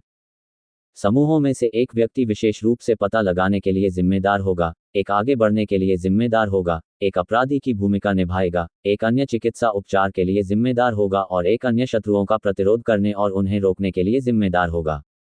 फेंग युआन बिना रुके आगे बढ़ता रहा और जंगली सुअर के करीब पहुंच गया। जंगली सुअर धीमी आवाज में चीखा। उसकी गर्दन पर सफेद फर खड़ा था, जो उसकी उत्तेजना का प्रतीक था। अंततः जब फेंग युआन जंगली सुअर की स्वीकार्य सीमा से काफी निकट पहुंच गया, तो जंगली सुअर के खुरों ने जमीन को 3 बार खोदा, फिर अपने मांसल 4 अंगों को फैलाया, अपना सिर नीचे किया और फेंग युआन की ओर दौड़ा। इसका ऊपरी जबड़ा पीछे की ओर मुड़ा हुआ था, तथा निचला जबड़ा ऊपर की ओर मुड़ा हुआ था, जिससे 2 सफेद दांत बन गए थे। चांदनी रात में दांत चमकते हुए फेंग युआन की ओर बढ़ रहे थे। फेंग युआन के पास कोई रक्षात्मक प्रकार का गू कृमि नहीं था, और यदि वह दांत से छेदा जाता, तो उसका पेट छेद हो जाता, उसकी आंतें फट जाती और वह मर नहीं पाता तो गंभीर रूप से घायल हो जाता। चांदनी गू। फेंग युआन का चेहरा शांत था क्योंकि वह अपने मन में सोच रहा था, जिससे उसकी हथेली में मौजूद मूनलाइट गू ने उसके आदिम सार को अवशोषित कर लिया और एक भयानक चांदनी चमक उत्सर्जित की, जो रात के आकाश से चांदनी के साथ मिल गई। जंगली सुअर फेंग युआन की ओर झपटा, जबकि उसकी दाहिनी हथेली हवा में लहरा रही थी। एक झटके के साथ चंद्र ब्लेड उड़कर जंगली सुअर के चेहरे पर लगा, जिससे चारों ओर खून फैल गया। जंगली सुअर जोर से चिल्लाया, उसका गुस्सा और भी बढ़ गया, और वह पलक झपकते ही फेंग युआन से कुछ कदम आगे पहुंच गया। फेंग युआन ने फुर्ती से छलांग लगाई और लुढ़कते हुए अपनी गिरावट को रोका। जंगली सुअर ने फेंग युआन को पीछे से टक्कर मारी और एक धमाके के साथ उसके पीछे एक पेड़ से टकरा गया। ये छोटा सा पेड़ केवल एक मानव भुजा जितना मोटा था। जंगली सुअर द्वारा गिराए जाने के बाद इसमें विनाशकारी क्षति हुई क्योंकि पेड़ का तना फट गया और 2 टुकड़ों में विभाजित हो गया। फेंग युआन खड़ा हो गया और तेजी से जंगली सुअर के करीब पहुंच गया। उसी समय उसके दाहिने हाथ से एक चंद्र ब्लेड निकला। भयानक नीले रंग का चंद्राकार ब्लेड जंगली सुअर पर उतरते ही हवा में एक सीधी रेखा खींच गया। जंगली सुअर के काले फर पर कई पतले घाव थे। चोट बहुत गहरी थी और उसमें से चमकीला लाल खून बह रहा था। सक्रिय किए गए चंद्रब्लेड फेंग युआन ने ऊपरी स्तर के आदिम सार का उपयोग कर लिया था। इस प्रकार यह एक ही शॉट में मानव की सबसे मजबूत हड्डियों को भी तोड़ने में सक्षम था। लेकिन सुअर पर यह केवल सतही चोट ही पहुंचा सकता था, हड्डियों को कोई नुकसान नहीं पहुंचा सकता था। इस तरह का एक छोटा जंगली सुअर इतना शक्तिशाली था, इससे पता चलता है कि इस दुनिया में रहने का वातावरण कितना क्रूर है। जंगली सुअर गुर्राया और फिर से फेंग युआन की ओर बढ़ा। दौड़ने की प्रक्रिया में उसका खून से लथपथ घाव लगातार खुलता रहा और उसका गर्म खून पानी की तरह बह निकला। फेंग युआन ने भी यही चाल अपनाई। वह बगल की ओर गिरा और उसके हमले से बच निकला। जंगली सुअर यद्यपि बहुत शक्तिशाली और क्रूर था, लेकिन उसकी एक कमजोरी थी, वह आसानी से दिशा नहीं बदल सकता था। इसकी गति तेज थी, लेकिन इसका मतलब था कि यह आसानी से दिशा नहीं बदल सकता था। इस तरह इसका हर चार्ज एक सीधी रेखा में है। जब तक गू मास्टर पर्याप्त रूप से चौकस है, तब तक चकमा देना कठिन नहीं है। Boom boom boom. हर बार जब जंगली सुअर हमला करता, तो फेंग युआन कुछ चंद्र ब्लेड दाग देता, जिससे उसके पुराने घावों पर नए घाव हो जाते, और वह जितना अधिक क्रोधित होता, उतना ही अधिक रक्त बहने लगता। कुछ देर बाद उसकी गतिविधियां धीमी हो गईं और उसकी गुर्राहट से भी कमजोरी का संकेत मिलने लगा। छोटा प्रकाश गू। इस बार फेंग युआन ने न केवल मूनलाइट गू को सक्रिय किया, बल्कि अपने आदिम सार को भी तैनात किया और इसे लिटिल लाइट गू में इंजेक्ट किया। परिष्कृत होने के बाद मूनलाइट गू हमेशा फेंग युआन की दाहिनी हथेली में रहा और नीले अर्धचंद्राकार टैटू में बदल गया। छोटे प्रकाश गू के परिष्कृत होने के बाद ये भी उसकी दाहिनी हथेली में स्थित हो गया तथा 5 भुजाओं वाले तारे के आकार में परिवर्तित हो गया। इस बिंदु पर उसका गहरा हरा आदिम सार 2 गू में प्रवेश कर गया। चांदनी से एक भयानक नीली चांदनी निकल रही थी, जबकि छोटी रोशनी गू से एक दूधिया सफेद चमक निकल रही थी। दूधिया सफेद रोशनी चांदनी में मिल गई और चांदनी का मूल छोटा सा टुकड़ा तुरंत 2 गुना बड़ा हो गया। जाना। फेंग युआन ने अपना दाहिना हाथ घुमाया और एक उन्नत विशाल चंद्र ब्लेड उड़कर बाहर आ गया। केवल मूनलाइट गू का उपयोग करने पर इसका आकार केवल हथेली के आकार का था, लेकिन लिटिल लाइट गू की सहायता से मून ब्लेड का आकार 2 गुना हो गया और इसकी हमले की सीमा भी 2 गुनी हो गई। स्वूश। चंद्र ब्लेड जंगली सुअर की गर्दन पर लगा तथा उसके काले भूरे फर में जा लगा। ये दूसरे छोर से निकला और हवा में लुप्त होने से पहले लगभग 3 से 4 मीटर तक उड़ा। ग्लुप ग्लुप। जंगली सुअर एक क्षण के लिए वहीं जम गया, फिर उसके घावों से फव्वारे की तरह खून बहने लगा। वह अचानक गिर पड़ा, उसका आधा सिर कट गया, बहते खून में बह गया और केवल मांस का एक छोटा सा टुकड़ा ही उसके शरीर के साथ बचा हुआ था। खून की एक मोटी गंध उसकी नाक में घुस गई। फेंग युआन ने बिना किसी हिचकिचाहट के जंगली सुअर की ओर उंगली उठाई और सफेद सुअर गू जो उसके छिद्र में निवास कर रहा था, तुरंत दूधिया सफेद प्रकाश में बदल गया और जंगली सुअर के शरीर में प्रवेश कर गया। फेंग युआन वहीं खड़ा रहा और घबराहट में आसपास के माहौल के प्रति सतर्क रहा। हालांकि जानवरों की त्वचा के नक्शे में कहा गया था कि यह क्षेत्र अपेक्षाकृत सुरक्षित था, लेकिन प्रकृति में हमेशा दुर्घटनाएं होती रहती थीं। क्या होगा यदि जानवर खून की गंध से आकर्षित हो जाएं? थोड़ी देर बाद सफेद सुअर गू सुरक्षित और स्वस्थ वापस उड़ आया। पूरा सुअर आधा सिकुड़ गया था, केवल उसका काला भूरा फर और त्वचा के नीचे की आंतें ही बची थीं। जहां तक मांस की बात है, तो इसका अधिकांश हिस्सा सफेद सुअर गू ने खाया। लेकिन अजीब बात यह थी कि हालांकि श्वेत सुअर गू ने अपने आकार से लगभग 1000 गुना बड़ा सुअर का मांस खाया, फिर भी उसके शारीरिक रूप में कोई परिवर्तन नहीं हुआ। उस पर खून की एक बूंद भी नहीं थी, क्योंकि वह दूधिया सफेद कीड़े जैसा दिख रहा था। इस भोजन के बाद मैं 5 दिन बाद सुअरों का शिकार करने आऊंगा। फेंग युआन ने सफेद सुअर गू को अपने पास रख लिया, लेकिन तुरंत नहीं छोड़ा। इसके बजाय उसने अपना चाकू निकाला और सुअर के दोनों दांत निकाल लिए। जंगली सुअर के शरीर में कुछ मूल्यवान चीजें थीं। पहला था सुअर का मांस, दूसरा था फर और तीसरा था उसके दांत। लेकिन अब जंगली सुअर का मांस ज्यादातर सफेद सुअर गू द्वारा खाया जाता था। इसकी त्वचा चंद्राकार ब्लेडों के कारण छिद्रों से भरी हुई थी, जो निकालने पर भी अर्थहीन थी। केवल इस जोड़ी दांत का ही कुछ मूल्य था। इसका उपयोग कुछ गू कृमियों के लिए भोजन के रूप में किया जा सकता है जो भोजन के रूप में दांत खाते हैं, या कुछ गू कृमियों की उन्नति के लिए उत्प्रेरक के रूप में उपयोग किया जा सकता है। फेंग युआन ने छात्रावास लौटने से पहले दांतों को चट्टान की दरार की गुप्त गुफा में छिपा दिया। वह तुरंत सो नहीं गया, बल्कि अपने बिस्तर पर बैठ गया और साधना करने लगा। छिद्र के भीतर आदिम समुद्र लहरों की तरह उठता और गिरता रहता था। फेंग युआन अब एक मध्यम चरण का गू मास्टर था, इसलिए शराब कीड़ा शोधन का उपयोग करने के बाद उसके पास ऊपरी चरण का आदिम सार था। इस प्रकार, जबकि उसके युग के लोगों का आदिम सार मध्यम स्तर का हल्का हरा था, फेंग युआन का आदिम सार गहरा हरा था। अब जबकि उसने एक सुअर को मार दिया था, उसके छिद्र में उसका केवल 23% आदिम सार बचा था। रैंक एक गू मास्टर युद्ध में उतना मजबूत नहीं था, या यूं कहें कि प्रकृति का वातावरण बहुत कठोर था। भले ही मूनब्लेड हड्डियों को तोड़ सकता था, एक सामान्य जंगली सुअर को मारने के लिए फेंग युआन को अपने ऊपरी चरण के आदिम सार का 20% उपयोग करना पड़ा। सफेद सुअर गू। उसकी आंखें कसकर बंद थीं, उसकी आत्मा उसके छिद्र में डूबी हुई थी। छिद्र में गहरे हरे रंग के आदिम सार का एक झोंका प्रवाह के विरुद्ध बह निकला और श्वेत सुअर गू में प्रवेश कर गया। सफेद सुअगू ने तुरंत एक चमकदार सफेद रोशनी उत्सर्जित की और उस रोशनी ने फेंग युआन के शरीर को ढक लिया। यदि कोई बाहर से देखे तो उसे पता चलेगा कि फेंग युआन का शरीर अंदर से शुद्ध सफेद प्रकाश उत्सर्जित कर रहा था। फेंग युआन की हर मांसपेशी और त्वचा का हर इंच इस सफेद रोशनी में भीग गया था। उसे सुन्नपन और खुजली का एहसास हुआ। जैसे जैसे श्वेत प्रकाश ने उसकी मांसपेशियों को परिवर्तित किया, उसके शरीर में धीरे धीरे शक्ति का संचार हुआ, जिससे उसकी जड़ें मजबूत हुईं और वह फिर कभी नष्ट नहीं हुई। हालांकि कुछ ही क्षणों के बाद सुन्नपन दर्द में बदल गया। ये दर्द बिजली के झटके जैसा था, सुन्नपन से लेकर रेजर ब्लेड से कटने जैसा तेज दर्द।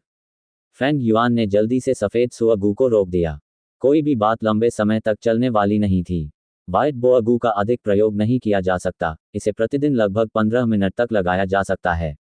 यदि इसे पार कर लिया जाए तो अत्यधिक दर्द महसूस होगा, जो बढ़ता जाएगा। यदि इसके बावजूद भी वह इसका प्रयोग जारी रखता है तो दर्द से व्यक्ति की मृत्यु भी हो सकती है।